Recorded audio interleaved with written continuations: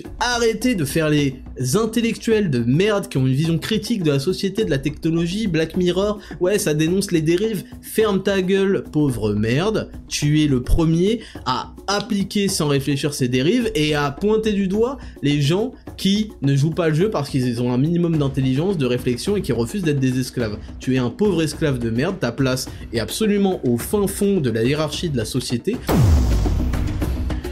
Bienvenue dans 10 000 pas, le podcast qu'on écoute en faisant ses 10 000 pas. Je m'appelle Ismail Slimani, aussi connu sous le nom de Raptor sur internet, youtubeur à plus de 700 000 abonnés, fondateur de Raptor Coaching Pro et Raptor Nutrition, mes entreprises spécialisées en transformation physique et en mieux-être. Et dans ce podcast, nous discuterons de philosophie de vie à la lumière de l'actualité afin de développer un mental d'acier et de conquérir le monde.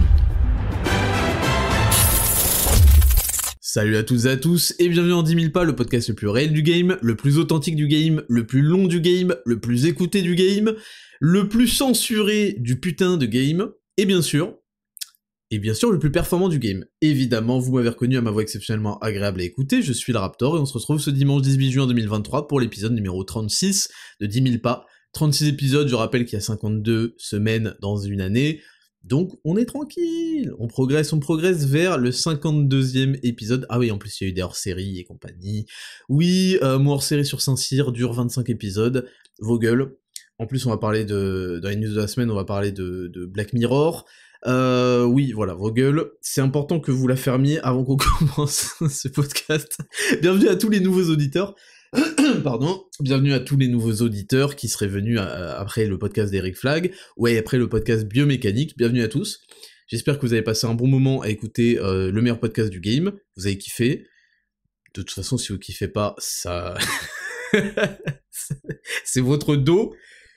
Je veux que tout le monde la boucle, c'est très important pour que je puisse me concentrer. Ce matin, je suis sous Berserk Limitless, bien évidemment, mais également sous Work. Sous Work, le pre-workout le plus sérieux du game. On va reparler tout ça dans la semaine du Raptor. Cette semaine, podcast tranquille, rubrique numéro 1 la semaine du Raptor, rubrique numéro 2 les news de la semaine, et rubrique numéro 4, je passe de 2 à 4 et vous allez rien faire du tout. Et Raptor, je prends vos questions plus personnelles et je vais y répondre bien évidemment. Donc, plutôt que de faire encore beaucoup de blabla, sachez juste qu'on a dépassé les 5 500 000 écoutes sur un podcast qui est sur son 10e mois. C'est formidable, c'est exceptionnel, on continue, on lâche rien. Des tas de retours, de plus en plus, de retours super positifs sur des nouvelles habitudes de vie totalement accessibles, ce qui est mon objectif, juste de faire ces 10 000 pas, de commencer à se respecter. Ne sous-estimez pas ça, On est dans une épidémie de gens qui ne se respectent pas, qui ne donnent aucune importance à leur corps, à leur mental, à leur vie, et ça se sent. Et du coup, ils délèguent tout ça dans la consommation bête et méchante de choses qui vont se substituer au respect qu'ils devraient mettre dans leur propre corps, dans leur propre intérêt. Donc ça, ne sous-estimez pas ça. Tous les conseils de Chad, mais les deux conseils principaux, c'est évidemment de faire ces 10 000 pas par jour. Ça devient un réflexe, ça devient... avant, vous auriez pu ne pas trop marcher dans la journée, parce que ceci, cela. Il arrive 21h et vous vous dites, tiens, aujourd'hui, j'ai pas beaucoup marché. Aujourd'hui, ça n'arrive plus. Aujourd'hui, il arrive 21h, vous avez fait que 3000 pas. Je le sais, parce que c'est comme moi. Vous vous dites, putain, faut que je fasse là, et j'ai encore 7000 pas à faire avant de finir ma journée. Et vous avez trouvé un moyen de les faire, vous avez bougé votre cul, vous allez sortir.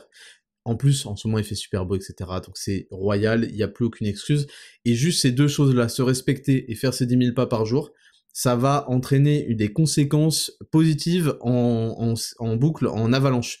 Donc je le sais, et je le vois, et c'est super. C'est excellent. Donc continuez à m'envoyer vos retours, continuez à les appliquer, et tout va aller pour le mieux, croyez-moi, vous allez creuser l'écart et vous allez entrer dans une machine inarrêtable. Ça commence par là, ça commence par le début, ça commence par ce qui est accessible, et je l'ai compris, une fois qu'on déverrouille ce qui est accessible, on entre dans une avalanche de bonnes choses. Donc, et en plus on a un effet positif, une influence très positive sur son entourage, donc c'est parfait. C'est la meilleure initiative de ma vie, ce Raptor Podcast, ce 10 000 pas, et c'est excellent. Pas plus de blabla, je vous propose de commencer cet épisode 36 avec la rubrique numéro 1, la semaine du Raptor. C'est parti, jingle. Rubrique numéro 1, la semaine du Raptor. Et quelle semaine? Une semaine très très riche, très mouvementée, donc qui marque la transition entre mon voyage à Florence, dont on va reparler, qui vous a beaucoup plu, ça m'a fait kiffer de ouf de vous faire ces vidéos-là, on va reparler, et le prochain voyage que je vous spoile pas, mais je vais devoir vous donner la destination évidemment, on en reparle aussi. Il fallait que je commence cette semaine du Raptor en vous révélant que mon Sharpei, un de mes 2 Sharpei, vous savez que j'ai 2 chiens. J'ai 2 chiens, ma vie est originale et stylée, donc mes chiens devaient être originaux et stylés. Bon, la réalité c'est qu'en fait, voilà, ça y est, on est parti dans l'histoire des chiens. Quelle est l'histoire de mes 2 chiens? En fait, j'ai jamais eu de chien de ma vie parce que mes parents étaient pas chauds. Mon père, il voulait un chien. Alors, faut comprendre qu'il avait un chien quand il était en Kabylie, dans sa jeunesse, parce qu'il a quitté l'Algérie, je crois, à 18 piges, ouais, ou à 20, je sais, non, non, je dis de la merde, je crois qu'il a fini à Bac+5, il a quitté à Bac+5 l'Algérie, bref. Oui, parce que je vous le redis, si vous êtes pas au courant, mes 2 parents, les 2, hein, sont Bac+18, je crois. Bon, bref, en physique, des trucs de geek, quoi. et donc, qu'est-ce que je voulais dire? Et il me disait qu'il avait un chien. Faut comprendre qu'en Algérie, quand t'as un chien, c'est pas... le chien... le chien, il bouffe ce qui tombe. Il y a pas des croquettes haut de gamme, premium, qui viennent être livrées toutes les semaines, je sais pas quoi. Bon, le chien, il vit à l'algérienne, quoi, vous voyez? Donc les habitants, déjà, ils galèrent. C'est pas les chiens qui vont avoir la vie droite, tu vois. Mais il y a quand même de l'amour, il y a quand même une relation, enfin, super humaine, hein, avec les animaux.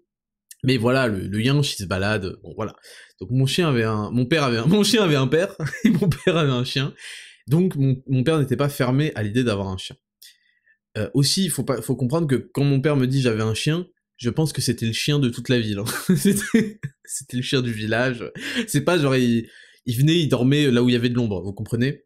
Je pense, hein. Faudrait que je lui demande des éclaircissements, mais de ce que j'ai compris, visiblement l'attachement c'était pas le même que vous quand vous avez un chien, hein. Je vous le dis tout de suite. D'ailleurs, énorme parenthèse que je fais. Non, en fait, je vais pas la faire, parce que ça va me saouler, on la fera une autre fois. C'était à propos du traitement, de l'éducation des chiens, etc. Bon bref. Donc, l'histoire de mes chiens, c'est qu'en fait, du coup, on n'a jamais eu de chien à la maison, et surtout parce que ma mère ne voulait pas qu'il salope la maison, qu'il monte sur les canapés, je sais pas quoi, et qu'il fasse caca. Je sais pas pourquoi elle avait une fixation sur le caca des chiens. Elle voulait pas qu'il fasse caca à l'intérieur, parce qu'en fait, tous les chiens, au début, dans leur éducation, vont pisser à un moment ou l'autre, voilà, parce qu'ils sont pas au courant, en fait, ils vont pisser là où ils peuvent, et chier là où ils peuvent, c'est-à-dire chez vous, sur vos tapis, surtout sur les trucs les plus confortables, et donc les trucs les plus chers, et qui ont le plus de valeur chez vous. Et donc ma mère ne voulait pas ça, et puis en plus elle voulait pas qu'ils chient même dans le jardin, je crois. Enfin bref, elle est en mode non. Aujourd'hui, ils sont giga jaloux de mes chiens, parce qu'ils les trouvent trop cool, et ils attendent que d'être à la retraite pour avoir des chiens. Bref. Donc j'arrive, et en fait Betty avait déjà un chien. Le jour où je quitte Berlin, je finis mes études, j'emménage à Paris, et elle a un chien qui est un Sharpei, qui est Tampo. Donc c'est un Sharpei sable. Sharpei en chinois, ça veut dire peau de sable, faut le savoir, voilà. Parce que c'est des chiens de combat, soi-disant, des gardiens du temple, et voilà, c'est des fraudes absolues. Ces chiens sont des fraudes absolues, je n'ai jamais vu des fraudes pareilles, surtout Tampo, qui est la plus grande fraude. Déjà, c'est le premier chien transgenre, ça vous ne le savez pas, parce qu'en réalité, c'est une femelle biologique, mais j'ai décidé de lui permettre une transition qu'elle n'avait pas souhaité, mais il paraît que c'est vachement bien, donc j'ai fait un peu comme tous les gauchistes qui, comme Megan Fox qui a 3 fils qui sont devenus des filles, bah j'ai forcé Tampo, je l'ai très clairement orienté vers la transition, et donc c'est une fraude absolue, ça faut que vous le sachiez absolument avant d'avoir des Sharpei. C'est la plus grande fraude de chien, je sais pas si c'est juste ce chien-là, ou si c'est toute la race. Quelle fraude! Donc, pour vous raconter une anecdote sur Tampo, donc je venais d'emménager à Paris, voilà, donc j'étais pas habituel encore, et un jour je rentre, j'étais allé voir des potes et tout, je rentre à minuit ou 1h du matin. Donc j'ouvre la porte, j'entends... Je me dis, putain, le chien est déter et tout, ça se trouve, il va m'attaquer. J'ouvre la porte, je lui dis ta gueule. Parce que oui, je me dis... En fait, j'étais content de voir qu'il y avait un peu de déter dans ce chien plié qui fait la sieste tout le temps. Toute la journée. C'est pas des huskies, hein. Je vous le dis tout de suite, c'est pas des huskies, ils ont pas besoin de faire 35 km par jour, ils font 10 000 pas, ça va très très bien pour eux. Donc, j'entends... Je me dis, putain, déterre le chien et tout, vraiment, je peux lui faire confiance pour garder mon patrimoine. Donc à l'époque, il n'y avait pas Petit Ours. J'ouvre la porte, le chien se casse à vive allure, il monte dans les escaliers. De crainte, et en plus il tourne la tête, tu sais, je vois les épaules se baisser et une tête se tourner un peu de peur. Et là je me dis merde en fait. Je me dis merde. Mais il se passe quoi en fait si un mec... Alors si un mec veut entrer, je pense qu'il peut être dissuadé par les ronronnements là, mais s'il entre et que le truc se barre en courant, mais c'est la plus grande fraude que j'ai jamais vue. Donc je vous le dis en plus, Tempo, c'est une chiotte. C'est une chiotte qui, dans les... quand on est dehors, à chaque fois qu'elle voit des gens chelous, elle flippe complètement, et en fait, cette espèce de merde. Parce qu'en fait, moi, une des qualités principales que je veux voir chez tout le monde, et en particulier chez mon chien, c'est de la putain de loyauté, et quelqu'un qui peut me défendre, en fait, qui est capable d'y aller, tu vois. Quand il y a de la bagarre, quand il y a de l'embrouille, il y va. Et en fait, qu'est-ce qu'elle fait, Tempo, qui s'appelle Batom en plus. En plus, je vais changer son prénom. Son vrai prénom, c'est Batom, c'est pas Tempo. Mais vu que ça avait une tête d'hippopotame, j'ai décidé de l'appeler Tempo. Et de le masculiniser, parce que c'est la masculinité toxique qui s'exprime. Et en fait, dès qu'elle voit des gens chelous, et il y en a une pelletée à Paris, il y a que ça, des gens fous, il y a que ça. Elle se braque, tu sais, elle flippe, et elle s'écarte d'eux, donc elle est pas du tout intimidante. Et surtout, elle n'en a plus rien à foutre du monde qui est autour d'elle. Donc en gros, elle me met des balayettes. En gros, elle me fait des croche-pieds. Elle essaie de se cacher entre mes jambes, je sais pas quoi. Imaginez, parce qu'en fait, je vous explique. Vous donnez des signaux extérieurs extrêmement violents quand vous passez devant des gens chelous. Quand ils voient que vous êtes déter, que vous êtes extrêmement en confiance, sûr de vous, il y a toute une attitude, etc. Ne pas fuir le regard, mais ne pas non plus les regarder. Il faut regarder devant soi, mais pas avoir peur de les regarder, même de haut en bas, l'air de rien, quoi. Bref, il y a toute une attitude à avoir. Et quand vous vous efforcez de faire ça, pour limiter vos chances que ces gens entrent en interaction avec vous, et que votre putain de chien qui est censé vous protéger, qui est censé être déter, qui est censé attaquer, vous met des croche-pattes et se réfugie entre eux et tourne la laisse autour de vos mollets. Donc, bref, j'arrive avec un chien qui est là et qui a appris depuis à me kiffer de fou furieux. Elle me kiffe de ouf, Batom, et voilà, elle kiffe. Il y a un rapport aussi, je pense, avec les femelles qui est pas pareil avec les mâles. Peut-être que je me trompe, mais en tout cas, ça me l'a fait violemment entre Batom et Petit Ours. Donc, j'arrive, je crois que j'emménage à Paris en août, et fin septembre, donc je voulais un autre chien, je sais pas, je voulais mon chien à moi et tout. Et Betty, elle était ok pour ça. Et je voulais pas un Sharpei, je voulais un truc d'éther. Et en fait, elle m'emmène au salon du chien et du chat, parce qu'il y avait l'élevage du Grand Baronnet. Voilà, si vous cherchez des Sharpeis, allez à l'élevage du Grand Baronnet qui est à Mont-Solémine, donc c'est quand même un peu loin, c'est proche de Lyon. Et c'est là-bas qu'on a pris nos Sharpeis, et c'est les Sharpeis les plus stylés de tous les élevages de France, voilà. Et donc, ils étaient présents au salon du chien et du chat à Paris. Et on y va, et ils nous envoient un mail, parce qu'on les prévient par mail qu'on va venir, je sais pas pourquoi, et ils nous disent « On a un superbe chocolat ». Donc pour l'anecdote, vu que ma meuf, en fait, est obsédée par la gourmandise et la nourriture, elle a cru, quand ils ont dit on a un superbe chocolat, qu'ils allaient nous accueillir avec, tu sais, parce qu'on était un peu... Elle a cru qu'on allait avoir un putain de traitement de faveur parce qu'on a adopté le chien le plus connu de France, Tempo le Sharpei, je sais pas quoi. Donc elle croyait qu'on allait être reçu avec du chocolat au lait, ou je sais pas quoi, un chocolat chaud, ou un Kinder. Alors qu'en fait, le superbe chocolat, c'était Petit Ours, c'était un chien, couleur chocolat. Bref, donc on arrive... Et en fait, je tombe, je peux pas en fait. Quand tu les vois bébés, les Sharpeis, je me dis putain, il est trop mignon, vas-y, viens, on prend un autre Sharpei. Et donc arrive Petit Ours. Et Petit Ours, il est totalement différent. Il a peur de rien. Il est extrêmement gentil avec les êtres humains. C'est le chien le plus gentil avec les êtres humains que j'ai jamais vu. Il accepte de se faire mettre sur le ventre, tourner dans tous les sens et tout, attraper ses babines, il dit rien. Mars, il lui saute dessus, les deux pieds en premier, et il dit rien et tout, il est trop gentil. Mais par contre, avec les autres chiens, il est infernal. Il est infernal et tout, il veut les agresser et tout, je sais pas pourquoi. Bref. Et en fait, ce chien-là, c'est un chien qui, depuis qu'il est bébé, il veut des promenades limitées dans le temps. Il veut pas aller trop loin. Et je me souviens que quand il était tout petit, donc on l'a pris à peine sevré, à 2 mois et demi, je crois. Il était tout petit, et ce FDP, quand je lui faisais faire une balade, au bout de même pas 2 minutes, il se mettait à plat ventre, comme ça, il voulait plus avancer. Et en fait, il voulait plus avancer. Par contre, du coup, quand je faisais marche arrière, là, d'un coup, il se remettait à marcher, il comprenait qu'on rentrait à la maison, et là, il était chaud, tu vois. Je vous raconte ça parce que ça avait besoin d'un contexte. Il faut bien que vous compreniez ce qui se passe avec cet imbécile d'ours. Aujourd'hui, là, il fait un peu plus chaud que d'habitude, vous avez bien compris, et donc il est atteint par une flemme bien plus grave que d'habitude. Et quand il fait trop chaud, il me dit, en gros, FDP, je vais pas faire de balade trop longue, et au bout de 5 minutes, il veut rentrer. Et il me l'a déjà fait, enfin bref. Et il continue, en fait, quand il en a marre, il se met complètement à plat ventre et il fait la grève. Et si je fais marche arrière, il se remet à marcher. C'est vraiment un enculé. Pourtant, ils sont stupides, hein. Ces chiens Sharpei sont vraiment des chiens pas très intelligents. Tu peux pas leur apprendre énormément d'ordre, ils comprennent pas, enfin... c'est infernal, quoi. Heureusement qu'il y a plein de bons côtés pour compenser, mais j'ai vraiment envie de les balayer, franchement.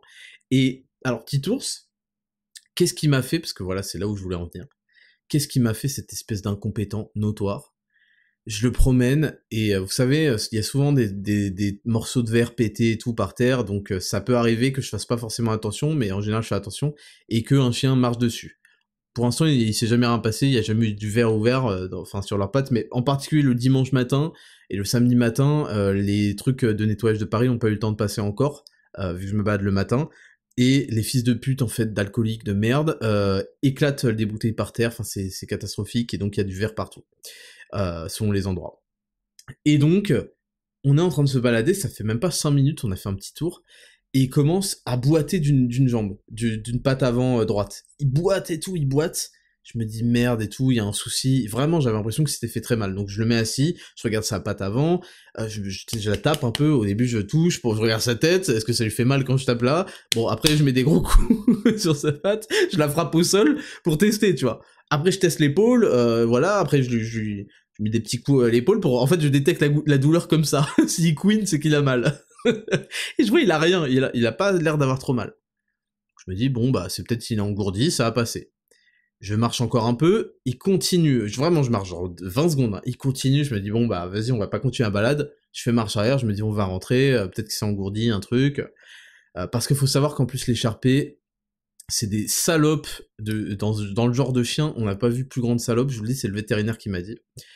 Je suis obligé de leur donner 3 portions de nourriture dans la journée, en réduisant, avant je donnais matin et soir, mais en fait du coup j'ai réduit d'un quart, et j'ai réparti ça en gros sur la journée, d'un tiers. Bref, je leur donne matin, midi et soir, pourquoi? Parce qu'en fait quand ils font trop d'efforts physiques, ces petites merdes, ils font des hypoglycémies. Et les hypoglycémies peuvent conduire à des vomissements, ou à des crampes. Ça peut augmenter leur crampes en fait. Parce que je les ai promenés pendant 30 minutes. Vous imaginez la fragilité du descendant du loup. Hein. Donc on me les a vendus comme des chiens de combat, gardiens du temple, je sais pas quoi, et là on me dit que s'ils marchent pendant 30 minutes, il faut des hypoglycémies. Donc bref. Donc je me dis, bah peut-être qu'il y a une crampe d'hypoglycémie, je sais pas, bref. Parce que je l'avais promené, j'avais pas encore donné à manger. Je fais 3 pas en arrière. Il continue à boiter et tout, je me dis, tiens, le pauvre. Au bout de 10 pas, il se remet à marcher comme un prince. Il marche d'une assurance parfaite. Cet enculé de chien, alors qu'il est bête normalement, il m'a simulé, parce que c'est le roi des simulateurs, petit ours, il m'a simulé une blessure à la patte pour faire demi-tour au bout de 5 minutes de marche, de promenade. J'avais tellement le seum, putain, mais j'ai trouvé ça tellement génial qu'il fallait que je vous le raconte. Donc voilà, il fallait que je commence cette semaine du Raptor avec Petit Ours qui m'a fait le coup de l'ours, voilà. et voilà, ne prenez jamais de Sharpei. Et si vous en prenez, allez à l'élevage du Grand Baronnet à Mont-Solémine et dites-leur que vous venez de la part de Petit Ours et Batom, qui s'appelle Petit Ours, son vrai prénom c'est Nostradamus. Et Batom, je crois que c'est Myosotis. Bref, on s'en branle, mais voilà. Comme ça, vous le savez. Et ils ont la même mère, au passage. Donc ça, c'est pour le début de la semaine du Raptor. Ensuite, il y a eu le réel Florence, donc on a tourné à Florence, où on est parti à la quête des caleçons troués. Bon, ça m'a fait rire de le faire. Un peu d'autodérision, un peu de prise de conscience, parce que je sais que moi, c'est à la suite du podcast de Papasto sur Burgering. où il a parlé à un moment des caleçons troués, j'ai fait putain, c'est vrai que j'en ai, c'est inadmissible. J'essaie quand même de me respecter globalement, et c'était pas normal que j'ai ça, donc il fallait que j'en fasse toute une vidéo, et j'espère que je vous ai fait une prise de, vous avez eu une prise de conscience par rapport à ça. Le réel a été super bien accueilli, plein de gens m'ont dit putain, mais le montage il tue, bon c'est Félix Jacquet comme d'habitude au montage, et ils m'ont dit fais-en plus souvent, donc je vais essayer d'en faire plus souvent, quand j'ai vraiment des péripéties, en général c'est quand je voyage. Je poste pas énormément sur mon compte principal, je poste uniquement quand je voyage, et encore parce que j'ai toujours la flemme de prendre des photos, ça me saoule, je trouve que c'est pas une énorme valeur ajoutée, et par contre faire des vidéos, faire tout un truc, bah je trouve ça plus intéressant et plus cool, donc si ça vous a plu comme ça, et bah on va continuer d'en faire, croyez-moi. Ensuite, on continue à bosser, j'ai eu un rendez-vous avec mes fournisseurs, comme je dis, mes collaborateurs. On continue à bosser sur des sorties, je vous en dis pas plus, mais il y a des sorties prévues en septembre, enfin toute la rentrée quoi. Vous allez voir, il y a des choses super intéressantes qui vont venir compléter les gammes actuelles, il y a des choses super intéressantes qui vont venir, bref, je vous dis pas plus, mais on travaille à fond dessus, il y a beaucoup d'allers-retours, il y a beaucoup de changements, il y a beaucoup de choses qui me déplaisent et qu'on change pour avoir un truc vraiment parfait. Vous le savez, moi je veux fournir des choses parfaites, je veux fournir des choses que moi je kiffe consommer et que vous allez kiffer consommer. Donc il y a surtout des trucs aussi prévus sur le Zero to Hero Women Edition.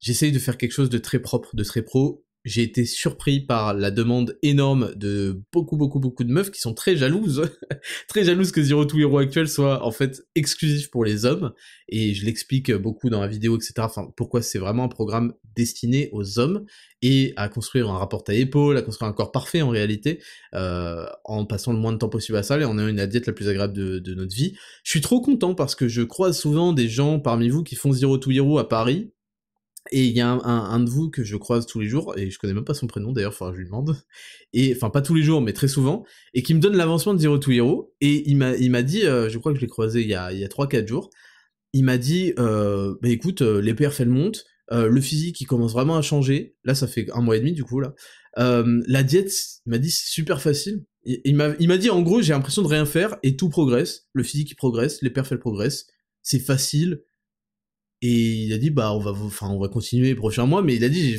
j'ai pas l'impression, enfin je suis bien quoi, il y a pas de, je me pose pas de questions, je fais le truc, et je lui ai dit mais c'est exactement ce que je voulais faire en fait. Je voulais avoir les meilleurs résultats possibles en faisant le moins de trucs possible, que vous n'ayez même pas l'impression que ce soit...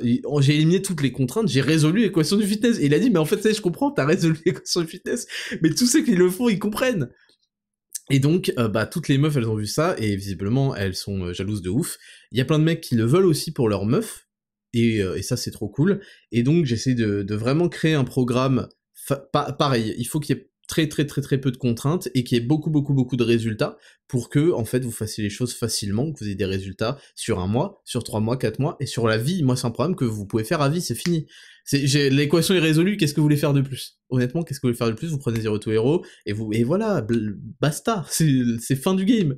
Et peut-être que vous reviendrez vers un programme Raptor, parce que vous savez qu'on fait que des bêtes de trucs, mais techniquement, c'est fin du game. Zero to Hero, c'est fini, à vie. Allez, ciao, merci Raptor, au revoir. C'est ça que je veux en fait. Donc voilà, c'est en cours de travail, on travaille à fond là-dessus, on se penche à fond là-dessus, et Raptor Nutrition pourrait suivre une Women Edition également, mais je ne vous en dis pas plus, mesdames. Mais vraiment, je suis très content de voir à quel point vous me sollicitez, vous me faites confiance, parce qu'il y a aussi ça, il y a eu le lancement de la gamme performance là, cette semaine. Donc on a fait un superbe réel, on a fait un réel classique plutôt de lancement. Il y a un super réel qui arrive la semaine prochaine qu'on va tourner avec Félix dans la nouvelle destination que je vais vous révéler juste après. C'est vraiment, le lancement a super bien marché. Et en fait, qu'est-ce que ça veut dire? Ça veut dire que vous me faites confiance de fou furieux, et comme vous savez que ça me touche, et comme ça me rend fier, la Whey a, la Whey, depuis son lancement, le best-seller. Avant, le best-seller, c'était le pack équilibre, ensuite c'était le pack success, le pack optimal, en gros, et voilà. Et la Whey est arrivée, et elle est devenue le best-seller. Et ça a augmenté en plus les ventes de tout le reste. Enfin, vous me faites confiance de fou furieux, surtout depuis la Whey, depuis aussi les certificats, j'imagine, depuis toutes les études. Là, on apporte vraiment beaucoup de soins à vous proposer quelque chose qui vous met en confiance, et que vous compreniez à quel point c'est de la qualité. Et la Whey, je pense que Après l'avoir testé, on a énormément de retours, de recommandes, mais c'est comme le pack équipe. Enfin bref, vous me faites confiance de fou. Et c'est pas une confiance aveugle, c'est une confiance basée sur la validation de tous les autres clients que vous avez vus avant, basée sur le fait que ça dure. Quand un truc dure, c'est que ça marche bien et que c'est carré, etc. Donc ça dure, là on est à 1 an et demi d'existence de Raptor Nutrition, ça me fait trop kiffer. L'explosion de cette marque en même pas 1 an et demi, il y a énormément de travail, mais aussi énormément de votre confiance et qui est lié aussi aux résultats que vous avez avec ces produits-là, donc ça me met en joie. Ça me met vraiment en joie et ça me donne envie de toujours faire mieux et ça fait rayonner le Made in France, donc j'en suis vraiment fier et heureux et je suis content d'être un mec qui va peut-être devenir un jour un pilier du Made in France dans ce pays, peut-être qu'un jour, dans les trucs Made in France qui pèsent, on dira bah il y a Raptor Nutrition, ils ont fait cet effort-là, ça a eu un coût, ça a été des sacrifices, mais c'est vraiment des mecs qui font rayonner l'industrie française et ça me fait kiffer de ouf et surtout je propose des super produits. Et depuis la whey est devenue le truc numéro 1, c'est notre best-seller absolu et ça me rend super heureux, super heureux. Et pourquoi en fait je vous dis ça? Parce que là la gamme performance est sortie, donc il y avait Work, Play, Chill, pré-workout, intra-workout et en gros post-workout, même si ça va prendre tous les jours, le post-workout, chill. Et il y a eu...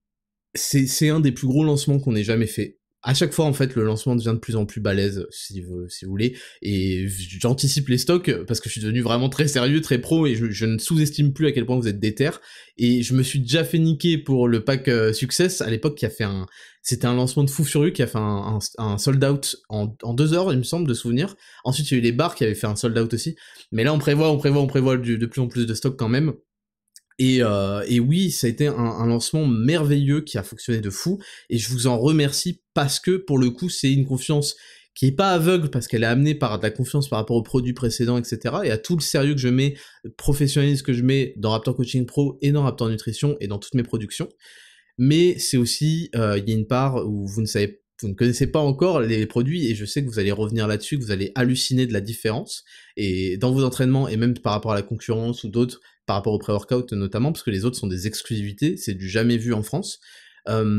Et vraiment, je tenais à vous remercier pour ça, pour votre sollicitation énorme, pour votre confiance, parce que quand vous prenez un pack triple, quand vous prenez 3 produits de chaque, alors que vous ne les connaissez pas, c'est que vous avez été satisfait, c'est que vous avez été conquis par ce qui a précédé. Et ça me touche énormément, et ça me donne envie de faire plus, de faire mieux, toujours plus, toujours mieux, et de ne jamais faire un truc dont je peux pas être fier, enfin jamais en fait, jamais. Et ça, je l'ai jamais fait sur ma chaîne YouTube. Tout ce que j'ai fait sur YouTube, de 2015 à 2022, c'était évidemment entièrement gratuit, mais c'était surtout des choses dont j'étais à chaque fois fier de sortir. Je vais être tout à fait honnête avec vous, il y a peut-être une vidéo ou deux où j'ai un peu forcé le truc parce que je voulais sortir une vidéo pour ne pas être absent tout simplement, et il y a eu une vidéo ou deux où j'ai trouvé ça un peu vide, c'était peut-être une FAQ, c'était peut-être un truc comme ça, mais ça intéresse toujours les gens, et puis voilà, ça prend 8 minutes, quoi. Mais l'intégralité de mes vidéos que j'ai produites sur YouTube, donc pendant 7 ans, pendant 7 ou 8 ans, c'est que des choses que je voulais faire. C'est pour ça que j'avais pas un rythme de sortie de vidéo fou, c'est que des choses que je voulais, dont je voulais être fier, j'ai jamais bâclé un truc, etc. Et ça, j'ai fait ça pareil dans toutes mes productions à côté, et je suis très content que vous le sentiez, que vous le voyez, et que vous voyez qu'il y a aussi des performances qui montent, parce qu'en fait, c'est une prise de conscience que j'ai eue il y a pas si longtemps que ça, et ça s'est amplifié autour d'août 2022, c'est ce qui a mené à ce podcast, c'est que j'ai voulu partager cet élan que je commençais à avoir dans ma vie, cet élan de creuser l'écart, de performer encore mieux, de travailler comme un fou, de m'épanouir dans mon travail, dans la dopamine, etc. J'ai voulu le partager avec vous, et c'est comme ça que ça a créé Raptor Podcast. Donc voilà, on est en train de tout niquer, on est en train de tout construire, de progresser à vive allure, l'écart se creuse, et voilà, je tenais à vous féliciter pour ça, je tenais à vous remercier de la confiance que vous m'accordez, et évidemment, encore une fois, je le répète, ce n'est pas une confiance aveugle, c'est une confiance construite année après année après année après année, à ne pas décevoir, à être à la hauteur, à produire de la qualité, à donner, à faire des sacrifices, et j'ai hâte, et je vous demande vraiment des retours de vos tests du pré-workout, des retours de l'intra-workout. Moi, j'hallucinais, parce que ça faisait 1 semaine et demie que j'en avais pas eu de l'intra, du pré aussi. J'ai halluciné, parce que là, il fait chaud, et donc je buvais que de l'eau, et j'en buvais 1 litre facilement par entraînement. Et là, je mets 300 ml avec l'intra-workout play, et force est de constater, je suis beaucoup mieux hydraté. J'ai du peps pendant toute la séance, etc. Bref, je vous laisse lire la description, j'en ai déjà parlé longuement dans les précédents épisodes, j'ai pas envie de vous rabâcher ça avec ça, mais je suis super content, vous allez pas être déçus, et allez mettre des avis sur le site dès que vous avez testé, dès que vous avez kiffé, allez mettre vos avis, 5 étoiles évidemment, allez raconter votre expérience, parce que vous le verrez sur notre site, on n'incite pas aux avis en donnant de l'argent. Il y a beaucoup de sites qui font ça, et ils disent, tiens, prends un coupon de 5 euros, prends un coupon de 10%, je sais pas quoi, en échange d'un avis. Non, on n'incite pas à ça, parce que j'en ai rien à foutre d'avoir un avis qui dit super goût, le goût est excellent, super bien, très bon produit. Je m'en bats les couilles de ça en fait. J'aime bien avoir les retours, et c'est ça qui est beau sur le site Raptor Nutrition, c'est qu'on a des vrais retours de l'expérience de chacun, et c'est des retours donc uniques avec vraiment un peu de détails, et ça fait beaucoup d'authenticité, et ça j'aime. Donc allez-y à fond, j'attends à fond vos retours, s'il vous plaît, s'il vous plaît, s'il vous plaît, ça nous aide énormément d'avoir vos retours, pas par DM, mais par avis sur le site, super important. Donc voilà, et puis cette semaine aussi, il y a eu le podcast avec Biomécanique, qui dure 3h30, et qui vous a plu beaucoup, beaucoup, beaucoup, à en juger par les commentaires qui sont positifs à 95%, c'est énorme. Je vous remercie également, on a pris beaucoup de plaisir à tourner ce podcast, à enregistrer ce podcast, on a bien rigolé ensemble avec Jérôme de la chaîne Biomécanique, et si vous pouvez découvrir son podcast qui est très intéressant, il a énormément d'épisodes et d'invités différents, donc allez sélectionner ceux qui vous plaisent, ceux que vous avez envie d'écouter, et voilà, c'était une superbe émission, j'ai pu développer plein de points, et si ça peut permettre à des gens de vous... Parce que c'est des choses que je développe pas, j'ai un discours qui n'est pas différent, quand je suis interviewé, mais qui va être sur un ton différent, parce que il y a une partie aussi de jeu de rôle quand je fais Raptor Podcast, dans l'arrogance, dans ceci, cela, qui m'amuse évidemment, mais j'ai bien conscience qu'il y a des gens qui vont me découvrir à travers les interviews que j'ai, donc je suis le plus naturel possible, et au naturel je suis très détendu, très cool, je suis pas en train toujours de faire du clash ou quoi. Donc je suis content que ce podcast ait énormément plu, comme celui avec Eric Flag. Et voilà, ça déchire. Et dernière news de la semaine, enfin vos gueules, vos putains de gueules, dernier élément de la semaine du Raptor, c'est le voyage de la semaine prochaine. On part de lundi à vendredi, on part à Londres. C'est la ville que je kiffe le plus en Europe, avec Paris, avec Rome aussi. Bon, en gros, ça fait partie de des villes que j'aime énormément. J'ai eu la chance d'aller à Londres déjà 2 ou 3 fois, et à chaque fois c'était en été, et à chaque fois il a fait beau, donc je suis super content d'y aller. On n'est pas à l'abri d'un petit jour de pluie, mais c'est une ville que je trouve merveilleuse, que je trouve très très belle, très très ancrée dans l'histoire, dans l'architecture, dans tout en fait.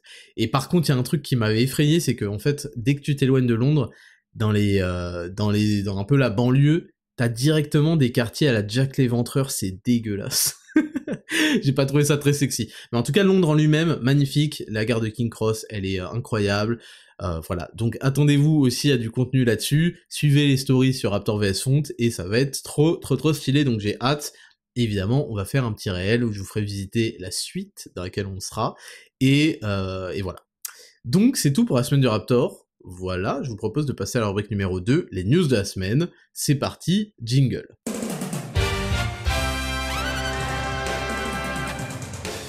Rubrique numéro 2, les news de la semaine. On commence avec une news rigolote. Vous savez que j'adore commencer les news de la semaine avec des news rigolotes. Bon, c'est une histoire de point de vue, hein, parce que c'est jamais toujours très drôle en réalité. C'est rapporté par Lyon Mag.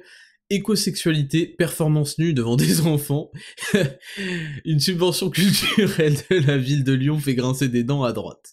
Oh, je suis mort, le titre, putain, j'avais pas bien lu. Performance nue devant des enfants, ça fait une subvention culturelle fait grincer des dents à droite. C'est-à-dire la droite, les mecs chiants, c'est les mecs qui ont pas de fun, les gros coincés du cul de merde, des gros égoïstes de merde, les jaloux, les mecs qui savent pas kiffer la vie, les fils de pute de droite, vraiment ça leur fait grincer des dents que l'argent des impôts, soit la subvention culturelle, soit donnée à des trucs d'écosexualité qui font des performances nues devant les enfants. C'est vraiment des gros crevards, hein, ces droitards de merde. Voilà, donc je vous lis un petit peu l'article. Le 29 juin, les élus de la ville de Lyon se réuniront une dernière fois avant la coupure estivale. Pour fêter leurs 3 ans de mandat, les écologistes feront notamment Donc Lyon, c'est une mairie écologiste depuis visiblement 3 ans. Je ne félicite pas ces abrutis de Lyonnais, mais ils ont ce qu'ils méritent, c'est-à-dire des urinoirs publics. Ils ont... Bon bref, le maire, je crois que c'est Doucet, un truc du genre, il avait fait parler de lui plein de fois, notamment pour le Tour de France, où il trouvait que les vélos c'était un truc qui produit trop de CO2. Bref, je vous lis la suite, parce que sinon ça me fatiguait. Pour fêter leurs 3 ans de mandat, les écologistes feront notamment voter aux conseillers municipaux une série de subventions culturelles portées par l'adjointe Nathalie Perrin-Gilbert. J'arrête tout de suite l'article. Il faut avoir une réflexion sur ce qu'on appelle subvention culturelle. Je vais vous donner les 2 points de vue qui peuvent nous tirer, en fait. Nous tirailler de l'intérieur.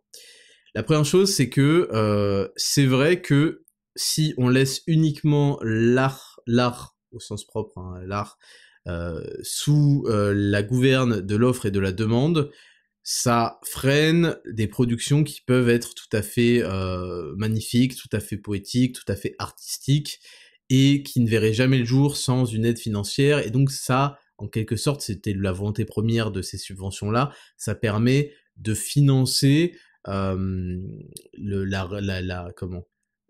resplendissance, comment on dit, le fait que la France, le reflet de la France culturelle et artistique, ça permet de faire vivre tout ce pan qui ne peut pas vivre forcément par du pur capitalisme, par de la pure demande, etc. Parce que c'est des choses un petit peu subjectives, artistiques, abstraites, et qui sont uniques aussi, donc ils peuvent uniquement vivre en étant vendus très cher, ou bah sinon ils crèveraient parce que personne n'en a forcément quelque chose à foutre, et donc on aurait une précarité des artistes, bla, donc on perd ce reflet culturel, cet art à la française, blabla. Ça c'est vraiment dans la théorie la plus pratique. Je suis désolé, aujourd'hui je trouve pas beaucoup mes mots, c'est dans la théorie vraiment pure et dure. Le deuxième problème, c'est qu'en fait, dès qu'il s'agit de subventions culturelles, ça veut dire que on attend beaucoup d'objectivité et d'impartialité de la part des juges, c'est-à-dire ceux qui vont attribuer les subventions, c'est-à-dire les mairies. Or, il y a beaucoup de lobbyisme, il y a beaucoup de cooptation, il y a beaucoup de ce que certains pourraient qualifier quelque part de détournement de fonds publics, où il y a des gens par cooptation, par amitié, vont recevoir des financements publics et pas d'autres, donc les appels d'offres, les propositions dans la distribution de l'argent qui est limité, et je suppose que les clochards qui sont là pour faire la queue et demander des subventions sont assez nombreux, donc il y a un moment où il va falloir discriminer, c'est-à-dire choisir, et ce choix est rarement complètement objectif. Voilà. La troisième chose, c'est aussi que, en plus de pas être objectif, parfois il est carrément complètement idéologique. Maintenant, les mairies sont votées, les habitants ont qu'à assumer leur ville et leur ville d'abrutis, etc. Ça, je ne vais pas revenir sur le vote, la responsabilité des individus, etc., etc. Donc voilà, c'est pour la réflexion qu'on peut avoir sur les subventions culturelles. Il faut pas tout jeter à la poubelle, et il faut pas non plus dire, voilà, c'est inadmissible qu'il y ait des subventions publiques qui aillent aux artistes, etc. Parce que sans ça, en fait, il y aurait zéro art, et il y aurait pire que ça, que de l'art qui se vend, donc que des choses qui se vendent, et en général, ce qui se vend et ce qui est mainstream, c'est un petit peu justement à l'opposé de l'art qui se veut original, qui veut tenter des choses, explorer des idées, mais ce serait que des trucs attendus, demandés, donc ça va un petit peu à l'encontre du principe, mais je sais pas comment ils faisaient jusqu'à aujourd'hui, je sais pas exactement comment les artistes ont été subventionnés, je sais pas exactement quelle était leur vie, donc le sujet est ouvert à discussion bien évidemment. Une fois que j'ai posé ça, on peut lire la suite de l'article et commencer à dire ce qu'on pense vraiment. Non, je suis sérieux, hein, c'est ce que j'ai dit, c'est vraiment pour avoir une réflexion un petit peu plus intelligente sur tout ça, que juste, ouais, c'est admissible que aux impôts ils soient donnés à des clochards d'artistes de merde pour faire de la merde, là, on a rien à foutre de l'art. Bon, il faudrait développer un discours un petit peu plus haut et intelligent, et reconnaître la place de l'art dans les civilisations quand même. Donc, je lis la suite. Et l'une d'entre elles, d'un petit montant de 1500 €, fait ticker à droite.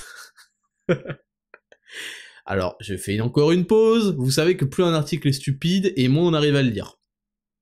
Ça fait je sais pas combien de temps qu'on a commencé, je suis au premier paragraphe, qui faisait 2 lignes. Donc, il faut qu'ils comprennent, ces fils de pute, de journalistes, que même 1 euro, je le donne pas, en fait, quand le truc est stupide, quand le truc est proprement scandaleux, quand le truc n'a pas de talent, même 1 euro. Donc, un petit montant de l'argent de ces manants qui se regroupent, en fait, on se regroupe pas dans un pot commun. Comprendre, c'est pas volontaire, en fait, l'impôt, c'est imposé, c'est dans son nom, fils de pute. Donc, c'est pas un petit montant. Quand on me met un couteau sous la gorge et des menaces d'amende et de prison pour me dérober de mon argent, comme dans Robin des Bois, là, de Disney, hein, quand le mec, il vient, l'aumône, et le gars, là, il arrive, et hop, il tape sur la tasse, et il y a toutes les pièces qui viennent, et il fait, et hop, ça, c'est pour l'impôt. Et je rappelle que on n'a jamais été autant imposé qu'actuellement. Au Moyen-Âge et compagnie, ils avaient moins d'impôts qu'aujourd'hui, ça leur faisait déjà péter un câble. Donc soyez tranquilles avec ça. Hein, tous les socialistes à la con, là. Et donc même un petit montant de 1500 euros, parce que oui, 1500 euros, ça devient un petit montant quand tu le dérobes à je sais pas combien de millions d'habitants qu'il y a à Lyon. Mais c'est pas un petit montant, 1500 euros dans l'absolu, pour financer des gens qui vont baiser de l'herbe, parce que c'est de ça dont il s'agit. D'ailleurs, avant de poursuivre, on va faire un rappel parce que c'est nécessaire et que je refuse que ça tombe dans l'oubli. Je suis désolé si ça alimente un quelconque harcèlement, ce n'est pas mon objectif, mais il faut, à un moment, répondre de ses actes et avoir des responsabilités, surtout quand ça touche l'argent public. Qu'est-il advenu des 50 000 euros? Est-ce qu'on peut avoir une justification du budget des 50 000 euros du CNC attribués à une meuf qui faisait du baisage dans des rivières et qui a fait venir un escorte, donc un prostitué masculin, pour se faire troncher et filmer ça et en faire une vidéo? Est-ce qu'elle nous a justifié parce que le CNC finançait à hauteur de 50% maximum du budget annuel? Est-ce qu'elle nous a expliqué, justifié de manière très sérieuse le budget qui dépasse 100 000 euros par an pour le développement de sa chaîne YouTube? J'aimerais bien savoir comment une chaîne YouTube peut atteindre 100 000 euros de budget par an. Ça m'intéresse, et ça m'intéresse énormément. Est-ce que se déplacer pour aller enculer des rivières, sachant qu'elle a pas de pénis, donc en fait, c'est plutôt la rivière qui pratique la pénétration, est-ce que je peux savoir combien ça coûte? Est-ce que je peux avoir le dossier sous les yeux, parce qu'il s'agit d'argent plus ou moins public? Parce que oui, le CNC finance sur les taxes cinématographiques, etc., la redevance, blablabla. Mais ça reste de l'argent que tout le monde paye. Bon bref. Un petit montant de 1500 euros fait ticker à droite chez ces connards là à droite, ces rageux de conservateurs de merde qui savent pas s'amuser, qui savent pas ce que c'est l'art, ils savent pas ce que c'est l'abstraction. Oui, la beauté d'un corps nu dans les herbes, oui, le nu artistique ça existe depuis longtemps, mais aller se dandiner avec des sextoys cachés dans l'herbe, je ne sais quoi. Alors, premièrement, ça s'appelle de l'exhibitionnisme. Premièrement. Faut bien comprendre que les gens ne se battent pas tout nus dans la rue, parce que ça s'appelle de l'exhibitionnisme, et que c'est parce qu'on a défini les notions de bien et de mal, notamment grâce à des millénaires de religions monothéistes, ok, et que se balader nu, à part dans des camps de naturistes, où c'est dédié à ça, et où en fait on veut pas les voir, faire des choses nues en public, ça s'appelle de l'exhibitionnisme, et je vais taper tout de suite exhibitionnisme, fils de pute, exhibitionnisme sur Google, on va voir les peines encourues, peine encourue. Exhibitionnisme. L'exhibition sexuelle imposée à la vue d'autrui dans un lieu accessible au regard du public est punie d'1 an d'emprisonnement et de 15 000 euros d'amende. On peut demander à Lyon Mag si 15 000 euros c'est un petit montant qui fait ticker à gauche ou pas, bande de fils de pute. Donc ça c'est la première question que je leur pose, bien évidemment. Quel que soit le cadre, artistique parce qu'on peut tout justifier par de l'art, dévoiler, et faire de l'exhibitionnisme, en plus d'être une atteinte à la pudeur, allez, atteinte à la pudeur, peine encourue. Il prévoit que tout attentat, carrément, attentat à la pudeur, ah oui, c'est pas atteinte, c'est vraiment attentat. Il prévoit que tout attentat à la pudeur commis sur la personne ou à l'aide de la personne d'un enfant de l'un ou de l'autre sexe est puni d'une peine de prison comprise entre 5 et 10 ans. Ah oui, alors ça c'est sur mineur. C'est quoi attentat à la pudeur? Attendez. Alors, attentat à la pudeur en droit français. En droit français, l'attentat à la pudeur est une appellation de l'ancien code pénal qui se référait à un acte de nature sexuelle et considéré comme un crime ou un délit. Un acte physique recouvrant contraire aux bonnes mœurs, exercé volontairement sur le corps d'une personne... Ok. Donc l'attentat à la pudeur, c'est quand même une agression sexuelle. Ok. Donc non, c'est de l'exhibitionnisme. On reste sur de l'exhibitionnisme, ok. Mais en tout cas, c'est une atteinte à la pudeur, ça c'est évident. Donc voilà, on lit la suite parce que ça me gonfle. Elle doit revenir aux artistes de Lundi Grand Pré, qui font appel à l'écosexualité, l'écoféminisme et la botanique jubilatoire. Encore une fois, je fais une pause dans la lecture de l'article.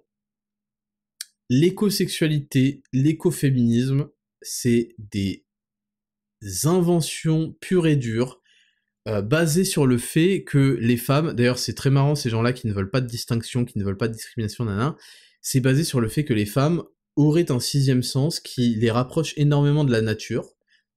Je n'en suis pas d'accord avec ça, hein, bien au contraire. Mais par contre, enfin, chacun à sa façon, on va dire, on se rapproche de la nature.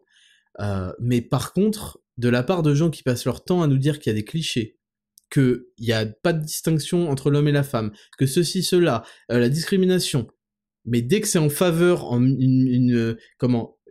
truc positif, quelque chose qui définit la supériorité de la femme dans un domaine, c'est ok.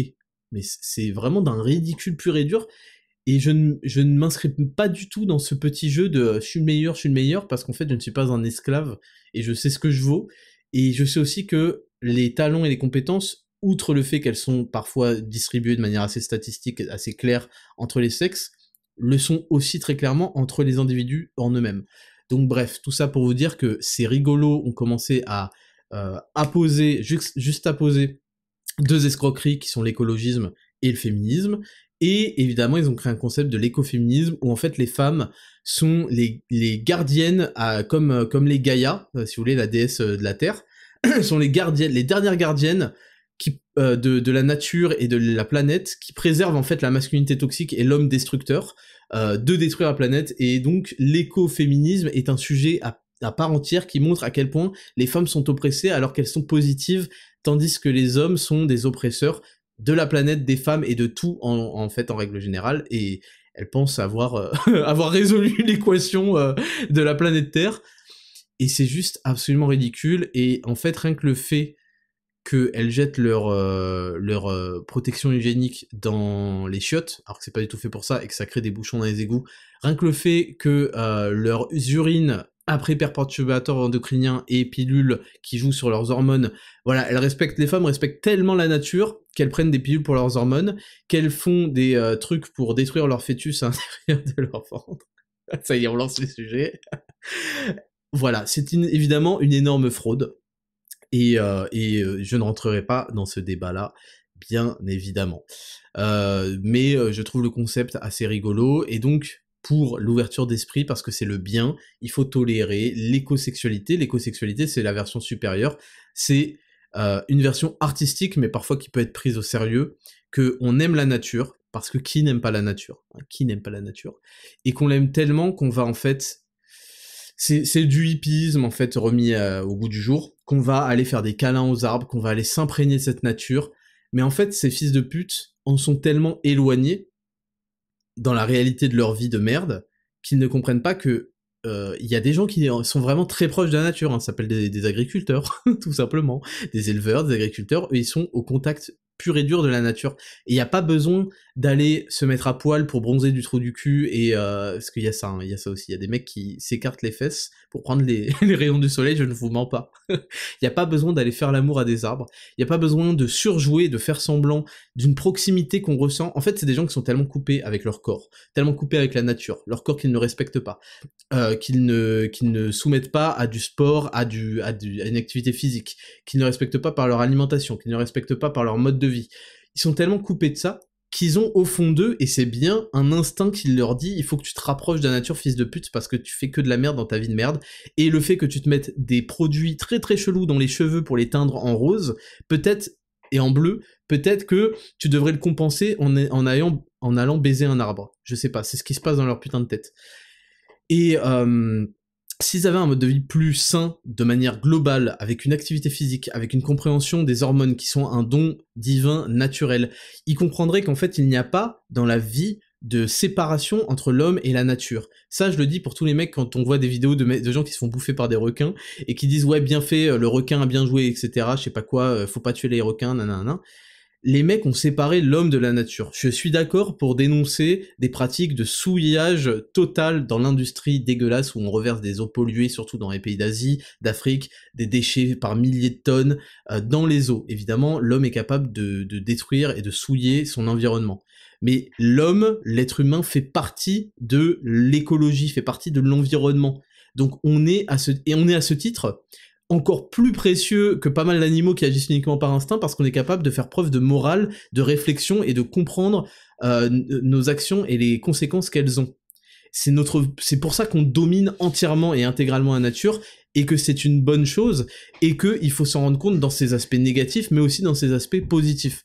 Et il faut pas séparer l'homme de son environnement écologique en croyant que l'homme est un espèce de martien amené sur Terre qui est capable que de destruction. Et je mets l'homme avec un grand H, mais je mets l'homme aussi avec un petit H en opposition à ce concept d'écoféminisme. Parce qu'on nous présente l'homme comme un oppresseur, comme un mec qui passe à tabac, qui est destructeur. Et c'est vrai que l'homme est capable de détruire, mais l'homme est un constructeur également.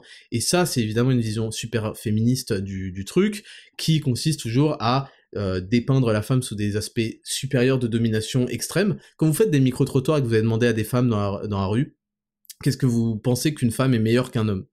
Dans quel domaine vous considérez qu'une femme est meilleure qu'un homme? Elles vont vous dire tous les domaines. Dans quelle mesure vous pensez qu'un homme est meilleur qu'une femme? Bah aucun, on est pareil. Vous voyez, c'est cette mentalité de débiles mentaux, d'esclaves qui a été, à force de répétition, à force de propagande, a été inscrite dans le cerveau des gens qui sont capables de penser deux choses contraires en deux phrases d'affilée. Et ils vont vous dire que la femme est meilleure que l'homme dans plein de domaines, et ok, on s'en bat les couilles en fait, parce qu'on n'est pas une merde, on n'a pas besoin on a une confiance en nous, donc on n'a pas besoin d'être bon dans tous les domaines, on a de l'humilité, voilà. Mais par contre, ils vont vous dire dans la phrase suivante qu'on est égaux partout et que les hommes sont pas meilleurs que les femmes, etc., etc. Bref, je vais essayer de poursuivre ça, mais c'était juste pour faire une parenthèse sur tout ce concept d'écoféminisme, d'écosexualité, qui est une fraude absolue, de dégénérés mentaux pour avoir des subventions publiques et vous prendre de haut, et ceci, cela, et en fait, être dans l'oisiveté la plus totale en étant financé et en justifiant ça par de la moralité, un art subjectif que vous ne comprenez pas, suffisamment abstrait pour ceci, cela. Et non, c'est juste du cope, c'est juste de la merde, c'est juste des gens qui ne vivent tellement pas en osmose et en harmonie avec la nature, qui sont obligés de faire semblant, par des financements d'ailleurs, de la retrouver dans des choses où ils deviennent ridicules et ils font de l'exhibitionnisme. Je lis la suite de l'article. Plusieurs performances passées sont à retrouver sur leur site et leurs réseaux sociaux, à l'instar de celles où un homme nu évolue dans un jardin où a été installé un sextoy, le tout devant un public composé notamment d'enfants. Il n'y a aucun qualificatif dans cet article, le seul qualificatif c'était fait tiquer à droite, fait grincer des dents à droite. Par contre, écrire que on fait des actes nus avec un sextoy devant des enfants, au calme. Laissez-vous tenter par la caresse douce et étourdissante de l'ortie. Ouvrez vos cœurs aux moustiques. Aimez l'odeur âcre de la boue sur la peau transpirante. Désirez la membrane froide et visqueuse des lombriques et des limaces. Dévorez les herbes amères. Embrassez le processus de décomposition. Embrassez la terre, encore une fois. Embrassez-vous. Embrassez. Bon, ça, c'est pas propre à ce siècle-là, hein, les artistes complètement dans la surenchère romantique, émotionnelle, d'amour, c'est depuis la Grèce antique, hein. Mais, comme je vous l'ai dit, vous le sentez dans cette phrase, la déconnexion tellement totale, si vous aimez autant la boue, les odeurs transpirantes, faites des travaux physiques, je sais pas, transpirer, puisque tu veux de la transpiration, fais des trucs difficiles, fils de pute, au lieu de faire 30 kilos de moins que ta taille. Va faire des trucs dans l'agriculture, on a besoin d'agriculteurs, au lieu de bâcher les mecs parce que ils font de l'élevage d'animaux et que c'est pas vegan.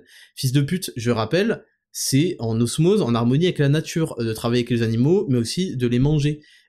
Ces mecs-là sont complètement en déphasage, et on le sent quand ils décrivent la nature, parce qu'ils la décrivent comme quelque chose de lointain, il y a des tas et des tas de moyens de retrouver la nature, à commencer par soi-même, mais surtout aller faire de l'élevage et de l'agriculture. En fait, vous montrez à quel point vous ne savez pas qu'il y a des gens qui vous nourrissent d'ailleurs tous les jours, au passage, qui, eux, ont l'odeur âcre de la boue et de la peau transpirante, et des animaux, et de je sais pas quoi. Donc c'est vrai que il y a un décalage qui est très très très... et qui, eux d'ailleurs, ces agriculteurs, adoreraient avoir la petite somme de 1500 €. Hein. Mais il y a un décalage qui est assez troublant, on va dire. Depuis son site internet et lors de ses prestations, Lundi Grand Pré vend aussi des tisanes aux vertus détonnantes. Tsunami, l'antidouleur, Yoga Je t'aime, la Queen, la musculation. Voilà, il vend une tisane qui s'appelle la musculation, donc je suis allé par curiosité sur son site, et en effet, alors c'est très très très très très malsain. Ces gens-là ont un énorme problème avec le sexe, la sexualité et sa représentation, notamment avec des dessins dignes. Vous savez les dessins de gens tout nus, trucs qui on dirait des caricatures dans un journal au rabais et qui doit faire des caricatures tous les jours avec des dessinateurs pourris. Il y a cette façon de dessiner le corps humain, truc, de manière très vulgaire, digne de dessins de collège, et le packaging de ces paquets de thé dont on ignore la composition parce que sur sa boutique en ligne, contrairement à Raptor Nutrition qui a 10 000 certificats, 10 000 ingrédients détaillés, blablabla, des descriptions exactes de pourquoi il utilise ceci avec des études scientifiques à l'appui, là on a des trucs qui s'appellent, je sais pas, l'antidouleur, la musculation, la Queen, Tsunami, toutes les représentations sont avec des vagins, des femmes nues, des hommes avec leur sexe apparent. Enfin, à ton grand âge, je sais pas qui est Lundi Grand Pré, mais tu n'as pas honte. Tu n'as pas honte d'être au niveau zéro de la représentation collégienne et l'obsession pour quelque chose d'aussi primaire que le sexe. Est-ce que justement l'être humain n'est pas doté de tellement plus que simplement être focus sur quelque chose d'aussi basique et préhistorique que la reproduction, la sexualité? Est-ce que on vaut pas mieux que de dessiner des chattes avec un fond rose et jaune sur un paquet de thé à l'origan et à l'ortie? Est-ce que c'est pas ridicule? Est-ce qu'on peut avoir une prise de conscience sur le niveau absolument négatif atteint? C'est ridicule, c'est lamentable. Voilà ce que ça m'évoque en fait. C'est pour ça qu'en fait il y a toute une réflexion à avoir sur le financement public du domaine artistique par opposition avec le marché pur et dur. Qu'est-ce qui se passe en fait? Qu'est-ce qui se passe? Pourquoi est-ce que ce mec, bon après il a la reconnaissance qu'il mérite, c'est-à-dire nul, il faut forcer pour aller voir, pour emmener des enfants voir ses représentations. Mais vraiment, il y a quelque chose qui m'agace et qui me fait pitié chez tous ces gens-là, tous les écoféministes et je sais pas quoi, c'est l'obsession pour le sexe. C'est vraiment une obsession de bas niveau.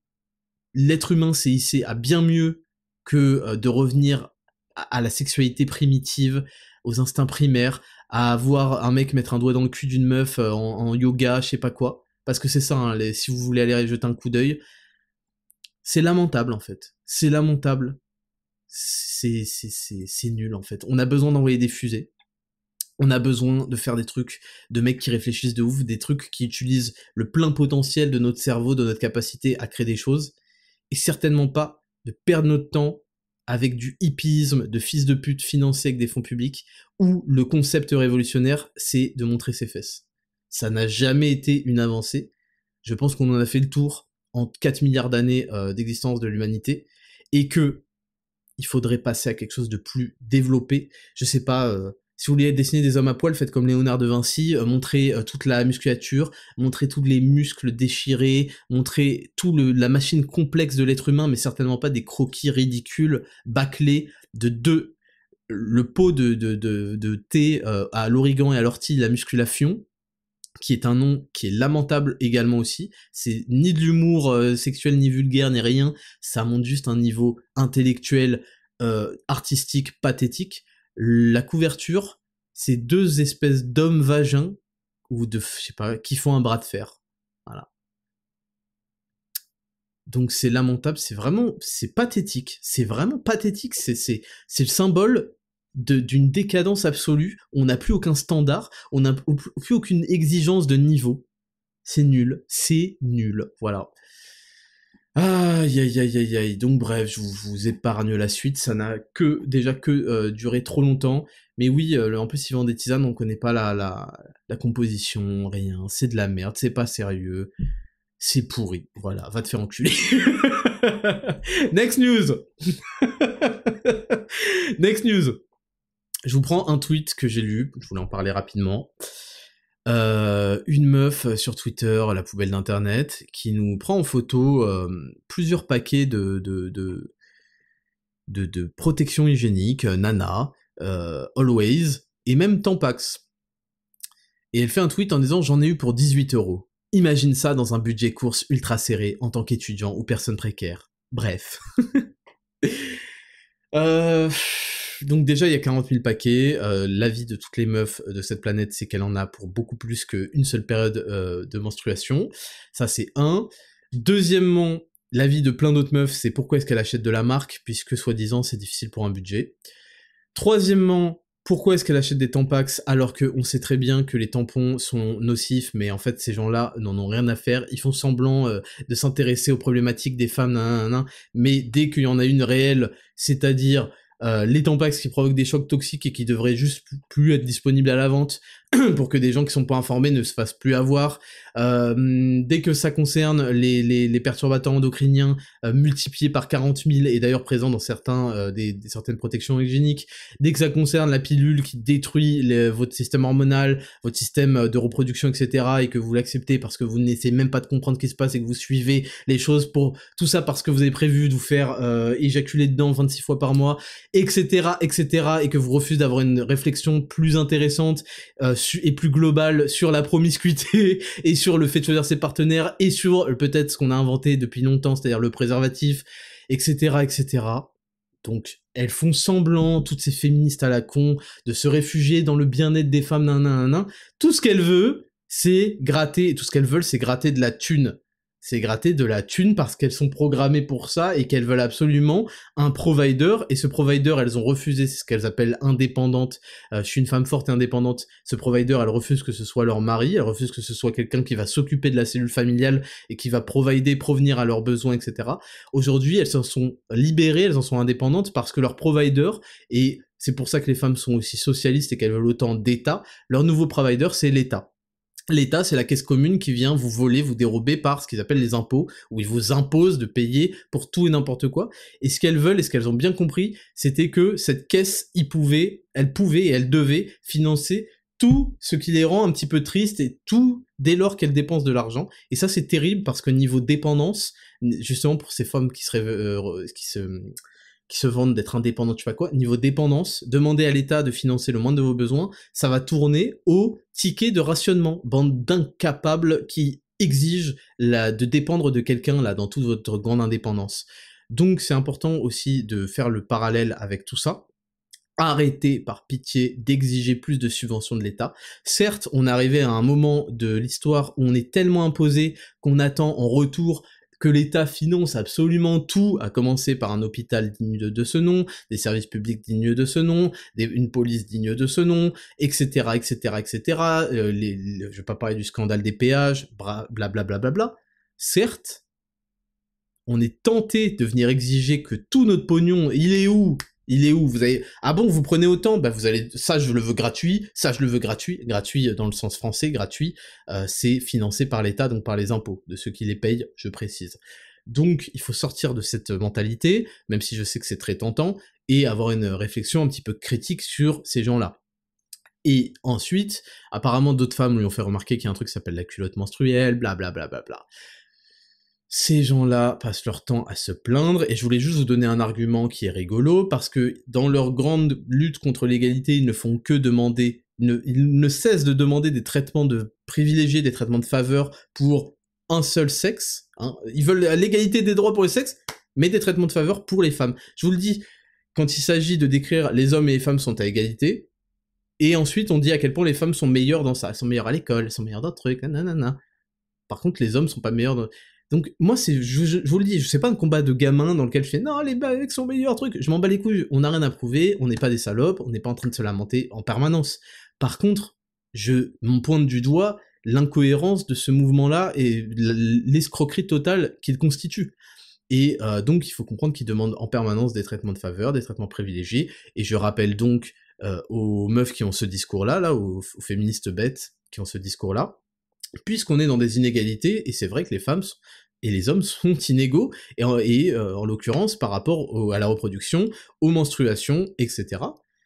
Quand elles ont encore leur cycle, on va pas revenir sur certains effets secondaires d'un certain produit expérimental, mais bon voilà, c'est une autre question. Je suis très content qu'elles aient encore leur cycle, hein, d'ailleurs, pour celles qui les ont.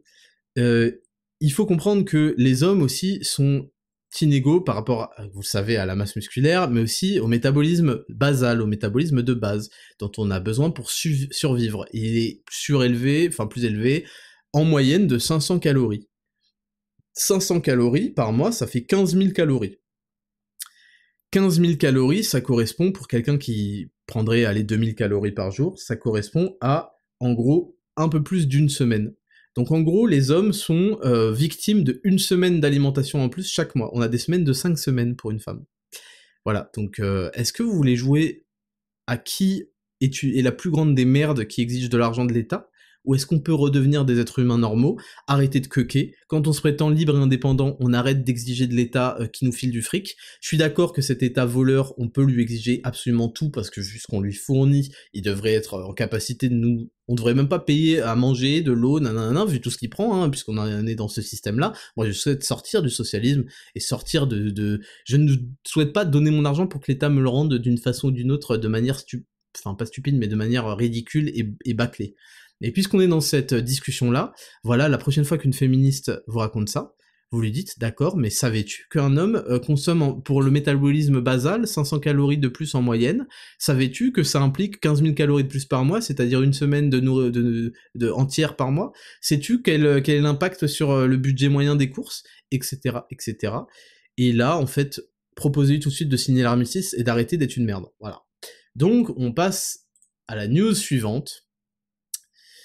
Je voulais vous parler, mais ça va devenir long.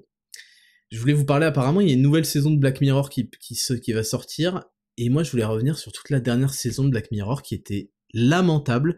Black Mirror, c'est un concept très très très intéressant, qu'il faut voir, si vous l'avez pas vu, qui peut mettre le bad, honnêtement, qui peut mettre énormément le bad, qui en fait est une projection futuriste de ce que, en général, de ce que les technologies pourraient apporter de très très négatif dans nos modes de vie. Je tiens à dire une chose encore une fois, les mecs les plus fans de Black Mirror sont les plus gros PNJ conformistes, extrêmement décérébrés et régurgiteurs de la propagande de la matrice qui existent. Et le jour où la technologie permet tout ce qu'ils ont vu dans Black Mirror, ils font, bah allons-y quoi. Donc vous êtes des pauvres merdes, des gens qui devraient en fait, mais vous ne l'avez pas par définition, vous devriez avoir cette prise de conscience, putain, je suis trop une merde, faut surtout plus que je donne mon avis. Voilà, vous devriez renoncer de votre propre chef avant que je le fasse de force à votre droit de vote. Vous devez certainement plus jamais voter parce que vous êtes des gros PNJ de merde. Vous êtes des gens qui obéissent à un script dicté par vos codeurs. Les putains de développeurs écrivent vos scripts, et vous, on appuie sur F1, ça lance la simulation.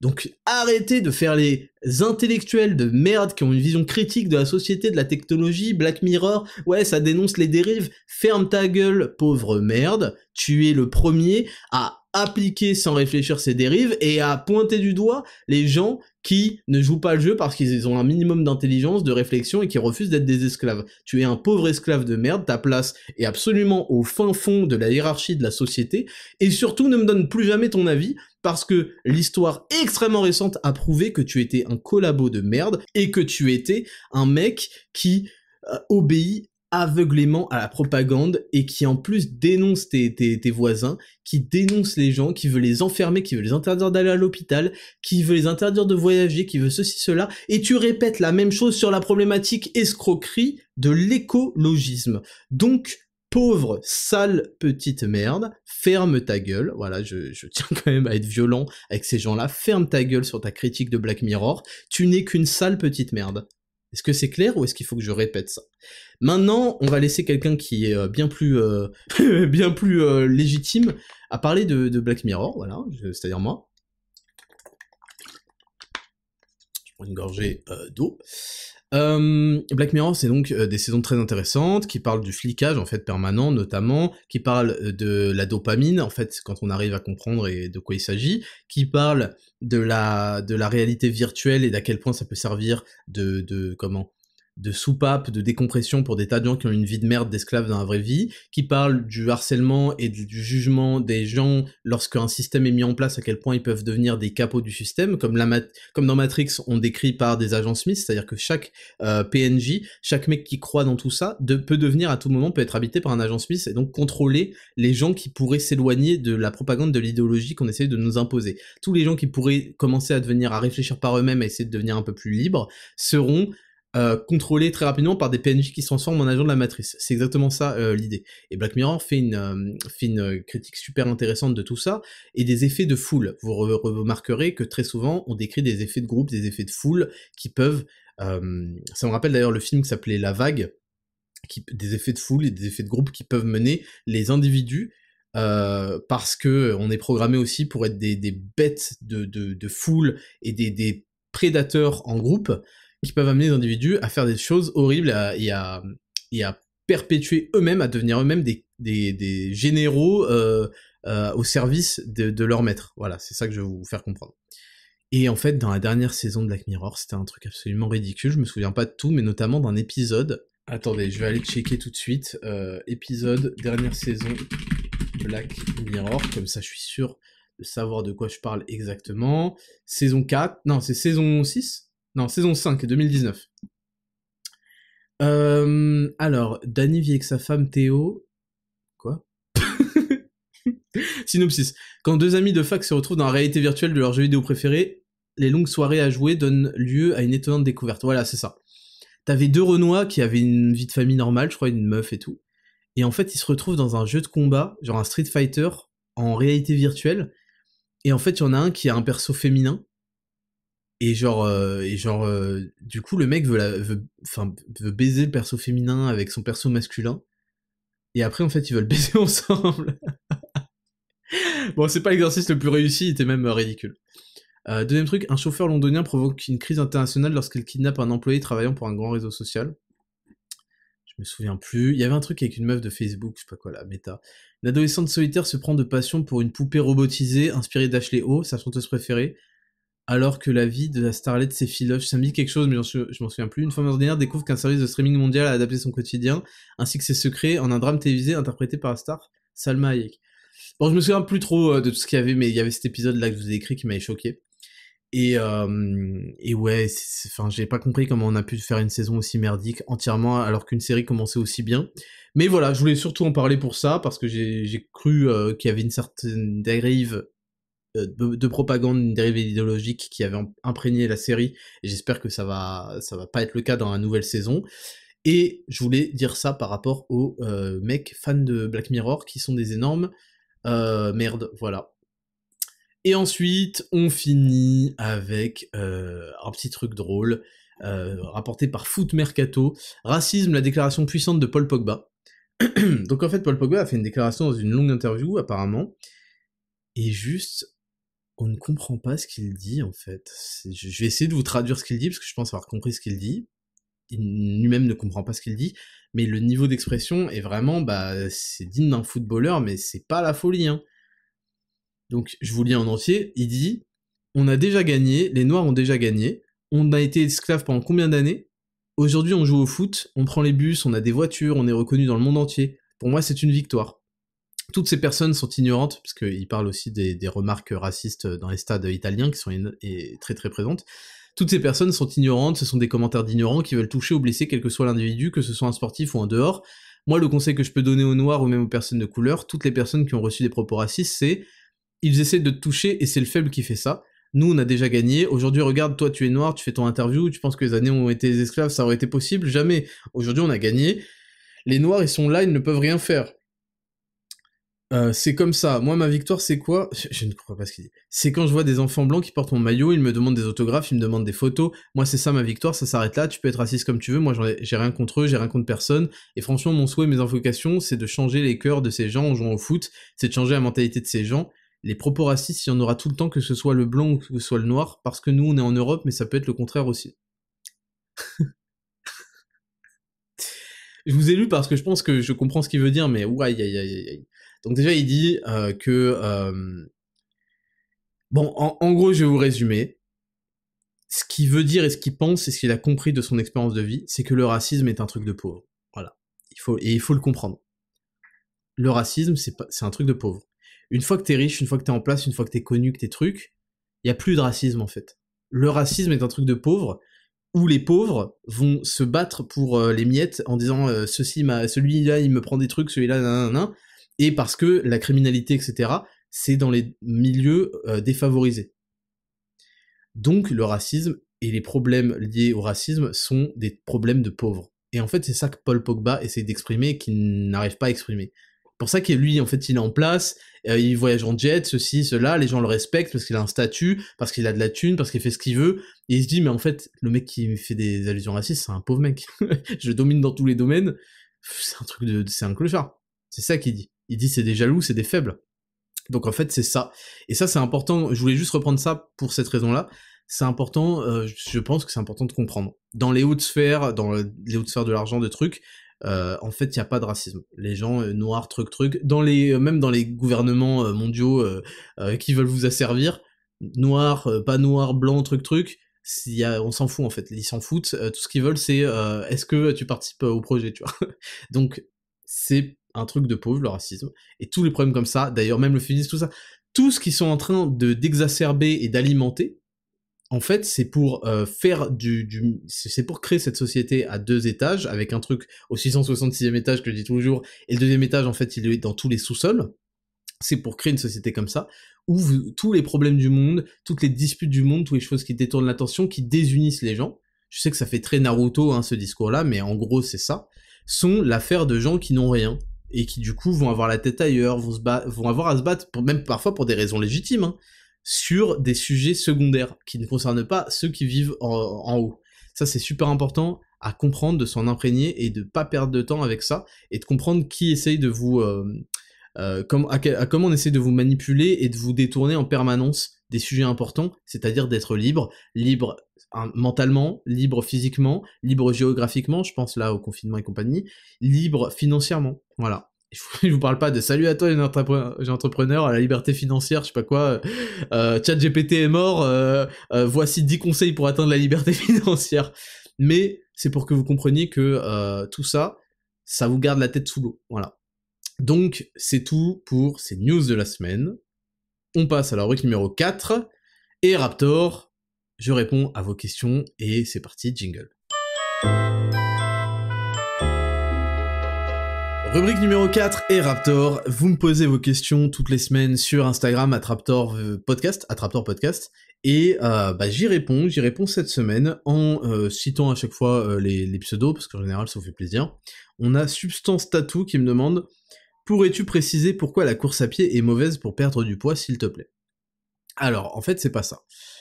Alors premièrement, la course à pied, moi je ne suis pas fan parce que, à moins d'avoir une bonne technique de course, vous avez vite fait de vous blesser et de vous faire mal, surtout vous avez même pas les bonnes chaussures, etc., etc. Donc c'est un facteur limitant, et quand l'objectif, voilà, il faut bien comprendre mon propos, pour une bonne santé, pour se faire kiffer, etc., c'est, si vous kiffez courir, allez courir. Dans l'objectif de perdre du poids, c'est contre-productif, ce n'est pas une méthode intelligente. Parce que, en plus, ça ouvre l'appétit. Moi, je lui préfère, évidemment, la marche, évidemment, l'activité physique plus générale, l'activité dans son ensemble, et même l'activité en salle de musculation, ou dans un sport un petit peu plus intense, et qui va demander un peu plus aussi de mobilisation de force, de manière régulière. Et de manière quotidienne, moi, je privilégie évidemment la marche. Pourquoi c'est contre-productif ? Parce que pour la plupart des gens, à part les gens qui sont vraiment amoureux de la course et qui adorent ça, ça va être difficile de tenir ça. Et c'est pour ça que tous les gens qui font du jogging dans la rue, quasiment, il y en a ils sont fit, mais quasiment tous sont gros. C'est comme ça, parce qu'en fait c'est un truc de gros, de mec skinny fat ou quoi, qui se dit vas-y faut que je me reprenne en main, et ils le font toujours trop tard, il faut que je me mette à courir, ou le premier jour de l'an, etc., les bonnes résolutions. Et c'est pour ça que je dis, à chaque fois moi je parle dans une idée globale, la plupart des gens ils courent pour perdre du poids, et je leur dis c'est de la merde, vous n'allez pas tenir, vous allez vous faire mal, ça va interrompre votre récupération, ça va court-circuiter votre récupération dont vous avez besoin pour faire régulièrement une activité plus intense qui va demander de la force, etc. Et en plus ça va vous ouvrir l'appétit. Et pour moi, un truc qui est facile à implémenter, c'est la marche, les 10 000 pas par jour, qui est extrêmement game changer, extrêmement puissant. C'est super sous-estimé alors que c'est super puissant et facile, très accessible. Et derrière, c'est évidemment l'alimentation. Et moi, je le sais, quand je fais du cardio, quel qu'il soit, ça augmente mon appétit de manière folle. Et en plus, vous courez avec votre petite montre ou avec je sais pas quoi, qui mesure plus ou moins précisément les calories dépensées, et donc qu'est-ce que vous faites? Vous dites, ah bah je peux me permettre de les remanger. Et ça en fait, bah ça vous fait remanger beaucoup plus que ceci-là, avec l'augmentation de l'appétit, et c'est souvent contre-productif, c'est pour ça que tous les mecs quasiment qui font des jogging sont gros. Essayez de regarder un peu autour de vous. Donc moi je privilégie une méthode qui est basée sur ce qu'on appelle l'adhérence. Ça veut pas dire que la course à pied c'est mauvais pour la santé, quand c'est bien fait, c'est bon pour la santé, il y a aucun souci, mais je privilégie quelque chose qui est basé sur l'adhérence, c'est-à-dire le fait que vous allez tenir, que vous allez continuer, que vous allez prendre plaisir, et l'adhérence c'est marcher.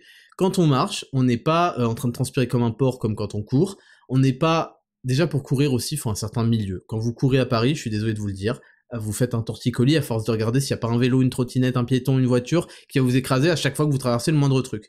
Donc c'est horrible, les gens vous laissent pas passer, c'est pas agréable. Marcher, c'est super agréable. Et marcher a ce super pouvoir supplémentaire qui va vous permettre de respirer correctement, de réfléchir à vos projets. D'écouter un podcast, vous pouvez le faire n'importe comment d'ailleurs, mais de réfléchir à des projets, ça a beaucoup de vertus sur le stress, etc. La course, je suis pas sûr que ça ait beaucoup de vertus sur le stress. Donc moi, je vous privilégie tout simplement la marche, mais si vous êtes passionné de course, si vous voulez courir, etc., et que c'est un autre objectif, un cardio, plus d'endurance, etc., bah faites-le, si vous le faites bien. Mais dans une optique de perte de poids, c'est vraiment pas le truc que je recommande. Ensuite, on a Akira Moa qui me demande, je vois des stories Zero to Hero partager des plats différents alors qu'ils sont pas inclus d'origine, explication, est-ce que c'est de l'improvisation? Et aussi Levi James qui me demande, bonjour Raptor, dans Zero to Hero, peut-on créer nos propres recettes et menus avec les aliments de notre choix? Alors, dans Zero to Hero, déjà vous pouvez y accéder et aujourd'hui en étant parrainé pour avoir 50 € de remise et 50 € pour votre parrain, donc c'est super intéressant. Voilà. Si vous avez Zero to Hero, allez sur votre espace client, là, dans Zero to Hero, il y a un programme de parrainage, c'est totalement gratuit, de le rejoindre, évidemment, et vous pouvez vous faire beaucoup d'argent. En tout cas, vous pouvez faire de l'argent de poche en proposant à vos amis de faire le meilleur programme jamais inventé dans l'être humain, dans l'ère humaine, l'équation du finesse résolue. Ça, c'est premièrement. Donc, dans Zero to Hero, là, c'est des gens qui ont certainement pas Zero to Hero, il y a en effet plein de recettes, des recettes qui sont dans ma conception du fitness, c'est-à-dire avec une adhérence maximale, donc facile à faire. Il faut que ce soit rapide et facile. Donc il y a des recettes faciles à faire, extrêmement bonnes et qui prennent pas de temps, et de très grande qualité. Et puis il y a des options de repas en extérieur. Donc ça c'était important parce que si je veux que ce soit l'équation du fitness, je veux que ce soit à vie, et ça va arriver qu'on aille au restaurant, qu'on aille manger dans telle ou telle enseigne. Et donc je voulais inclure ça. Mais il y a également un calculateur, le calculateur Zero to Hero truc là, qui vous calcule vos calories au fur et à mesure des semaines, selon le protocole que vous allez mettre en place. Si vous êtes skinny, donc si vous avez du muscle à gagner, si vous êtes skinny fat, donc composition corporelle, si vous êtes musclé mais gras, donc perte de gras progressive avec le déficit parfait, ou si vous êtes en surpoids pour retomber dans une des deux précédentes catégories, tout est évidemment bien expliqué là-dedans. Et là, vous avez toutes vos calories, et maintenant vous avez plein de menus, plein d'exemples de menus, plein d'exemples de plats, de repas, avec le détail des calories et des macros. Donc à partir de là, vous pouvez commencer à jouer, et puis faire vos propres découvertes en comptant vous-même sur une application comme MyFitnessPal par exemple, en comptant vous-même les calories, qu'est-ce que vous pouvez faire comme plat, je pourrais... En fait, c'est impossible de détailler 100% des plats qui existent dans ce monde, vous imaginez bien. Donc après, oui, il y a sûrement des gens qui se font des petits combos, des petits trucs, et qui vont du coup inventer des nouvelles recettes, et c'est propre à eux. Donc voilà, c'est pour ça que vous retrouverez des recettes qui sont pas forcément dans Zero to Hero, mais ça donne une indépendance, parce que je vous le dis, c'est fait à vie. Donc c'est super, moi je suis super content de voir ça. Ensuite, on a Thomas Stupido qui me dit « Je t'aime, merci de revenir, tu m'as manqué », parce que j'avais loupé la semaine quand j'étais à Florence, et qu'on n'avait pas eu les valises, etc. C'est quoi la chose qu'on devrait le plus fuir chez une femme? Alors le red flag, je veux dire, avant de t'être mis en couple ou après t'être mis en couple. Avant de t'être mis en couple, il y a beaucoup de feeling, il y a même des histoires, je vais te dire, j'ai appris ça récemment, de salive, de compatibilité de salive, ouais mais ça c'est une fois que tu l'as embrassé, tu vas me dire, et aussi d'odeur. On émane tous des odeurs, naturellement, et ces odeurs en fait peuvent plaire ou peuvent pas du tout plaire à notre partenaire qui définira si c'est un partenaire sexuel qui est fait pour nous. C'est dingue ça, ça demande plus d'explications et de recherches là-dessus, mais j'ai appris ça récemment. Donc voilà, donc si tu me demandes avant le red flag absolu d'une meuf, moi c'est qu'elle fume, qu'elle boive. En tout cas, vous voyez ce que je veux dire, pas qu'elle boive un cocktail ou je sais pas quoi, mais une femme alcoolique qui kiffe se mettre des murges et tout, mais moi c'est un red flag absolu. Sa manière d'être vulgaire ou pas, enfin son élégance, son style. Ouais, moi je déteste les femmes qui fument. Maintenant, vous pouvez faire le Tchad et prendre une meuf qui fume et la faire sortir immédiatement, très rapidement de la cigarette, parce que parfois les meufs fument, même les mecs, hein, sans vraiment faire attention, juste par effet de social. Et sinon, sinon avant de sortir avec, c'est une meuf qui te prête pas suffisamment d'attention. Il faut surtout pas lui en donner non plus, parce qu'il faut faire très attention au jeu d'attention. Le jeu de séduction, c'est un jeu d'attention, et il faut comprendre vite que ça s'arrête là et pas perdre son temps avec une meuf qui vous donne pas d'attention, parce que si elle est attirée par vous, elle vous en donnerait. Elles savent très bien le faire comprendre. Et ensuite, une fois que t'es en couple, tout dépend en fait, tout dépend de chacun. Il y a des gens il y a des choses ils laisseraient pas passer, il y en a ils laissent, et certains trucs. Par exemple, tu vois, il y a des gens être bordéliques qui laisseraient pas passer, il y en a ça va parce qu'ils sont eux-mêmes bordéliques, ceci cela. Moi, je pense qu'une fois, c'est le critère principal. Je vous l'ai déjà dit dans un podcast, c'est la loyauté, la fidélité, voir qu'elle est là, elle est là. Vous aussi, hein, également, vous êtes là pour elle, mais elle est là dans les moments. Enfin, elle est là pour vous soutenir en toute occasion. Elle ne vous fait pas défaut en public, ça c'est super important. J'en ai déjà discuté très longuement dans un des premiers podcasts qui s'appelle La qualité première en amour et aussi en amitié d'ailleurs. Et qu'elle ne vous casse pas les couilles. Mais ça demande d'être vachement plus dans la relation. Mais ça, il faut comprendre que c'est pas pour rigoler que je dis ça. Qu'elle ne vous casse pas les couilles, parce que après tout dépend de votre place dans le couple. Mais moi j'ai un rôle et une place particulière, et je pense que c'est la place qui revient à l'homme, mais qui lui demande énormément d'efforts en plus, qui lui demande beaucoup plus de prise de responsabilité. C'est que une fois que vous avez fini votre journée de conquête, vous avez affronté le monde, où vous avez eu vos ennemis, votre part d'ennemis, votre part de difficultés, vous affrontez pour ramener de quoi être un bon père, être un bon mari, subvenir aux besoins, être là financièrement, etc., etc. Là, physiquement, s'il y a un problème. Une fois que vous avez affronté votre journée, vous devez rentrer et ne plus avoir de soucis. Vous devez rentrer et qu'on vous foute la paix, qu'on soit aimable avec vous. Votre femme doit être le penchant doux de votre vie dure. Votre vie est difficile, votre vie est dans l'affrontement permanent, la conquête, la piraterie. Et quand vous rentrez à la maison, votre femme doit avoir ce rôle, et c'est comme ça qu'il faut la choisir, de quelqu'un qui va venir apporter de la douceur, qui va venir vous soulager et pas vous rajouter des problèmes de merde, pas vous rajouter du stress. Elle, vous lui enlevez du stress parce que vous bossez comme un chien et que vous apportez cette stabilité financière, cette situation où elle est en confort, où elle sait que vous pouvez la mettre en sécurité, que vous êtes là pour elle, que vous la protégez dans tous les domaines. Et elle vous apporte cet anti-stress, en prenant soin de vous, en étant là où les femmes brillent, c'est-à-dire dans l'aide à la personne, je suis désolé de le dire, en étant à votre écoute, en étant... Je trouve que le red flag le plus grand pour une meuf, c'est les femmes qui se la pètent et qui en sont très fières d'avoir du caractère. Ah ouais, moi c'est difficile, les meufs du sud avec leur accent de merde là. Ah moi c'est difficile, je suis une fille de caractère, il faut me dompter, hein. Espèce d'immonde clocharde, les hommes veulent tout. Les femmes ne savent pas en fait ce que les hommes veulent. Et on veut absolument pas une femme de caractère. On veut tout, sauf une meuf qui casse les couilles, parce qu'en fait notre vie est dans l'adversité, le monde des hommes est difficile, on doit trimer, faire nos preuves. Évidemment, si votre mec est pas à la hauteur, faites-lui vivre le pire des calvaires. Vous êtes bonne à ça, et vous savez que vous êtes du cruel mais juste, vous savez les détruire moralement quand ils sont pas à la hauteur. Mais par contre, on ne recherche pas ça. On recherche une femme qui va être un soulagement quand on rentre de notre dure journée, qui va nous apporter tout ce réconfort, qui va nous aimer, etc. Donc moi, c'est ça. C'est les deux principales choses que je recherche chez une femme. Voilà pour te répondre. Adrien RTR, as-tu d'autres façons que l'entrepreneuriat pour mettre sa famille à l'abri financièrement ?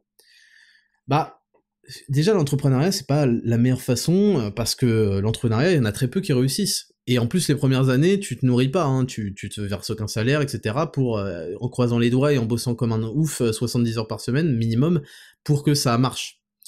Donc non, moi je pense que n'importe qui a la capacité de mettre, s'il se laisse suffisamment de temps, de donner des cadres assez safe, assez de sécurité à sa famille, il peut les construire, et tout va en fait dépendre de la quantité de travail qu'il va fournir, d'heures sup, ce genre de choses, est-ce qu'il va aller à son boulot en détestant ce qu'il fait, mais ça peut arriver, genre on n'a pas tous la même vie, donc moi je vais pas émettre d'opinion sur la vie de chacun, mais je vous donne un sentiment global qu'il faut selon moi développer.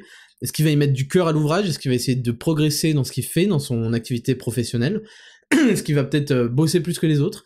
Est-ce qu'il va aussi économiser, mettre de côté? Et économiser, ça veut pas dire faire le rat, ça faut bien que vous compreniez, parce que vous passez à côté d'autres vies quand vous faites le rat, ça veut dire être responsable et conscient de ses dépenses, et commencer à savoir se faire plaisir, hein, mais commencer aussi à éviter les dépenses négatives pour soi, et à préférer les dépenses positives, investir sur soi-même, ne pas dépenser son fric dans des jeux à gratter, ne pas dépenser son fric dans de l'alcool, dans des bières, dans je sais pas quoi, dans des clopes, dans je ne sais quelle drogue, dans tous les trucs de merde, comprendre, à chaque fois, être conscient, être responsable.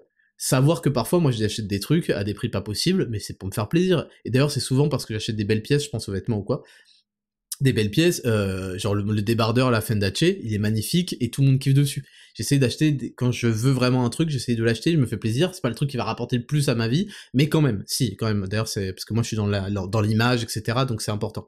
Mais ce que je veux dire, c'est ne soyez pas des énormes mecs frustrés qui n'achètent jamais rien, qui sont des rats, etc. Vous pouvez vous faire plaisir, mais il faut toujours le faire en conscience. Et commencer à mettre de côté pour essayer d'avoir une propriété, je sais pas, immobilière pour vous, votre famille, à commencer à investir sur des choses qui vont vous rapporter plus dans le temps, commencer à investir sur vous pour construire une personne qui se respecte, qui est en forme. Moi, c'est super important, je donne vraiment grande importance à la forme physique et à la bonne santé globale, dans l'alimentation, dans les compléments, etc.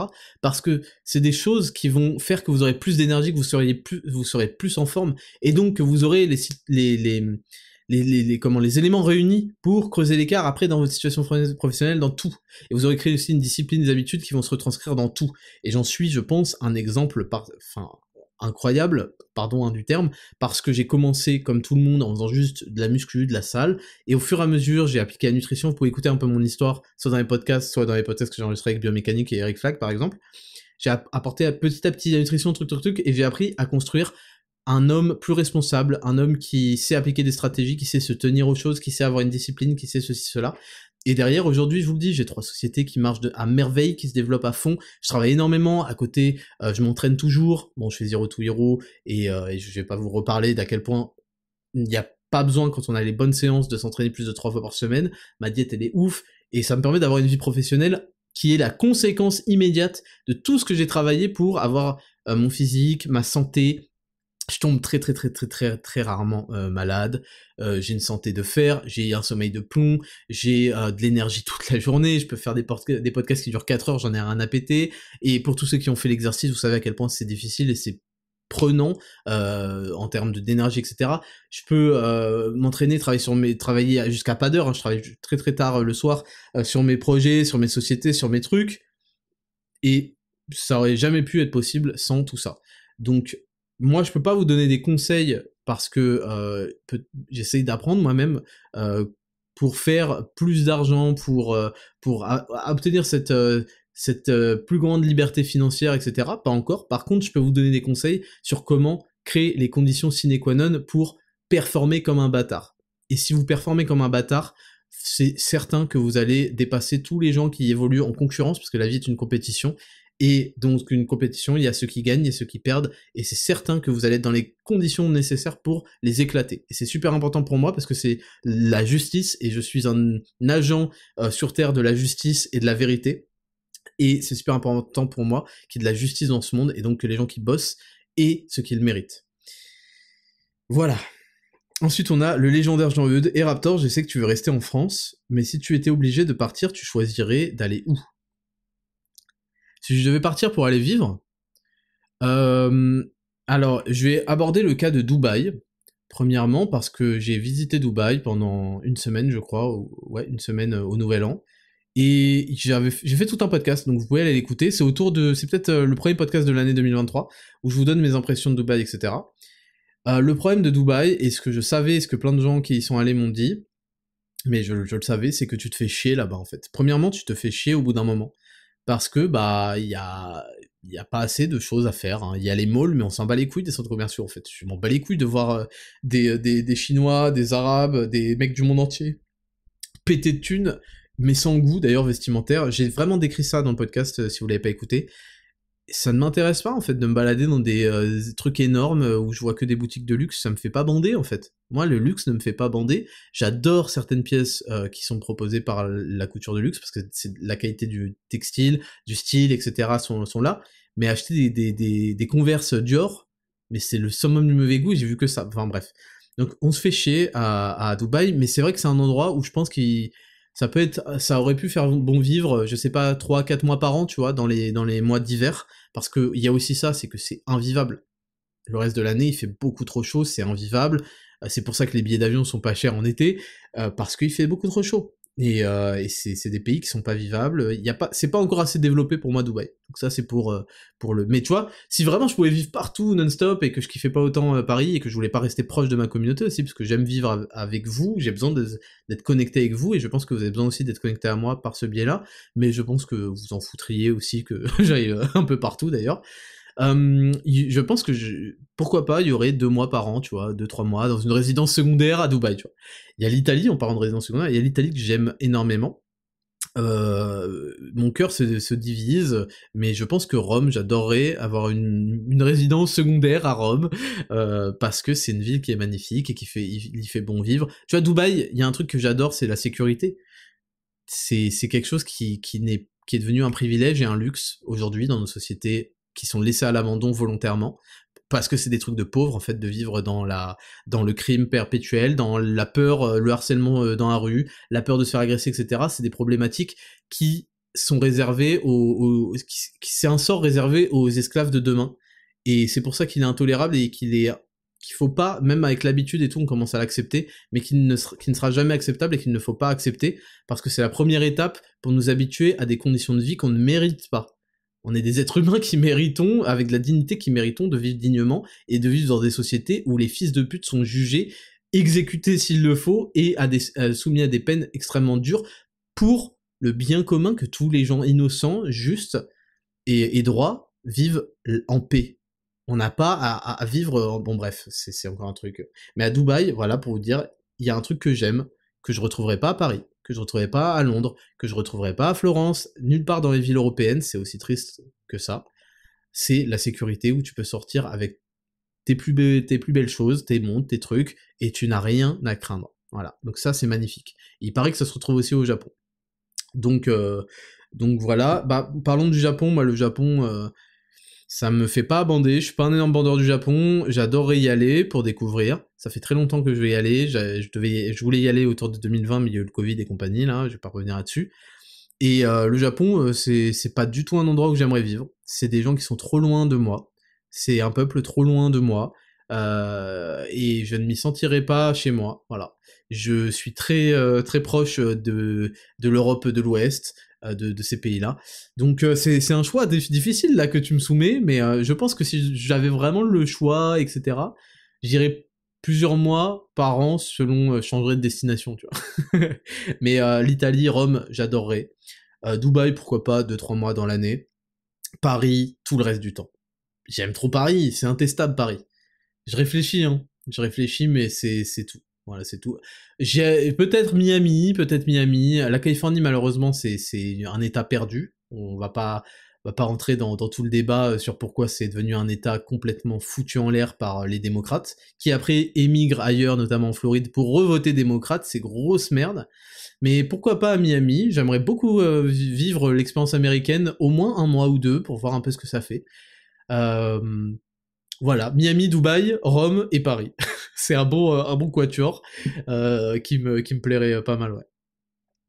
Et enfin, Tanguy Vereid, comment vois-tu le développement de Raptor Nutrition en termes d'effectifs sur le moyen terme? Moi, j'aime beaucoup l'efficacité, j'aime beaucoup travailler avec des gens passionnés, qui ont l'intérêt de ma boîte à cœur, qui savent de quoi ils parlent, qui s'y intéressent, qui veulent vraiment faire mieux et développer. C'est pour ça que j'ai une équipe très petite qui travaille beaucoup plus que 35 heures par semaine. Donc j'aime beaucoup être en petit effectif d'élite. J'ai la mentalité commando, et j'ai besoin d'être en petit effectif pour pouvoir gérer chaque truc. Je veux pas avoir des agences à tiroir où tu demandes un truc, ça doit passer par 15 intermédiaires, et les gens s'en foutent, parce que non, je veux des gens super investis, super déter, qui sont capables de travailler autant que moi, c'est-à-dire beaucoup plus que 35 heures par semaine. Et donc j'aime avoir une petite équipe, et le jour où ça se développe beaucoup plus et que j'ai vraiment besoin, parce que là on arrive à tout gérer, on travaille énormément, mais on arrive à tout gérer en petite équipe. Là, peut-être que j'embaucherai quelqu'un d'autre, et ça viendra certainement, vu à quel point Raptor Nutrition se développe, à quel point vous me faites confiance, à quel point on fait que des bangers, faut le dire aussi, on fait que des bangers qui sont inimitables, et vraiment, qui sont incomparables, voilà. Et en plus, on innove, non-stop. Donc voilà, je vous remercie encore une fois de toute la confiance que vous avez pour moi, et même, on a largement dépassé les achats de confiance, là je vous remercie de me donner de la force, de consommer avec plaisir et avec résultat mes produits. Point barre, ça me fait plaisir, ça me rend heureux, j'ai accompli quelque chose, on se souviendra de moi, mes enfants diront que vous vous souvenez, ils écouteront un jour les podcasts du Raptor, vous vous souvenez, c'était mon père, il a motivé des gens, il a changé la vie des gens, il leur a proposé des programmes d'entraînement incroyables qui ont bouleversé leur vie, il a proposé, très facile à appliquer, il a proposé des compléments alimentaires et de la nutrition sportive, et même de manière plus globale sur la santé, qui ont bouleversé la vie de tant de gens, qui leur ont donné un coup de fouet dont ils avaient besoin. Et bah ça me satisfait, ça remplit mon rôle sur cette planète, c'est bon, c'est bon. Dernière question, Yous Benlal qui me dit, vraie question, pourquoi t'as toujours pas un Ford Ranger Raptor? Je rêve d'avoir un gros 4x4, extrêmement stylé, intérieur cuir, truc, mais j'habite à Paris, donc j'ai pas besoin de caisse, et le parking coûte le prix de la voiture à l'année, donc on verra, mais c'est vrai que j'attends que d'avoir une maison à Paris, avec un garage, et une grosse bagnole. C'est vrai que j'ai toujours pas de bagnole, et bah je suis humainement prêt pour rouler dans un gros 4x4, si possible qu'il lâche du gros 30 litres au 100, du gros CO2, du gros Greta Thunberg, parfait, ce sera parfait à ce moment-là. Voilà pour l'émission d'aujourd'hui. Je vous remercie de l'avoir écouté jusqu'au bout. Je vous souhaite à tous une excellente semaine. Je vous le redis, allez laisser des avis 5 étoiles, bon sur Spotify et tout, mais sur le site, s'il vous plaît, prenez 5 minutes, vous l'avez fait dans les commentaires YouTube et je vous en suis gré de fou furieux, je vous remercie énormément. Allez sur le site et bombardez la gamme performance et tout le reste même d'avis 5 étoiles, et dites votre vraie expérience, un paragraphe, une tranche de vie comme on en a sur le site actuellement, ça nous fait plaisir de fou de les lire. Allez-y. Je vous souhaite à tous une très très bonne semaine. Followez Instagram Raptor vs Font, parce que la semaine va être très très stylée à Londres. Je vous kiffe, bossez, soyez un pilier dans votre famille. Les meufs, Women Edition arrive, on bosse comme des chiens pour vous fournir quelque chose de bien plus complet que vous ne trouverez nulle part ailleurs, dans la même ligne droite que Zero to Hero. Et bon bah voilà, sachez que je vous kiffe, continuez à bosser, le travail, il faut que vous vous épanouissiez dedans. Pardon. Et que vous vous responsabilisiez, que vous vous respectiez, et tout va aller en avalanche, que des bonnes choses vont aller en avalanche dans votre vie.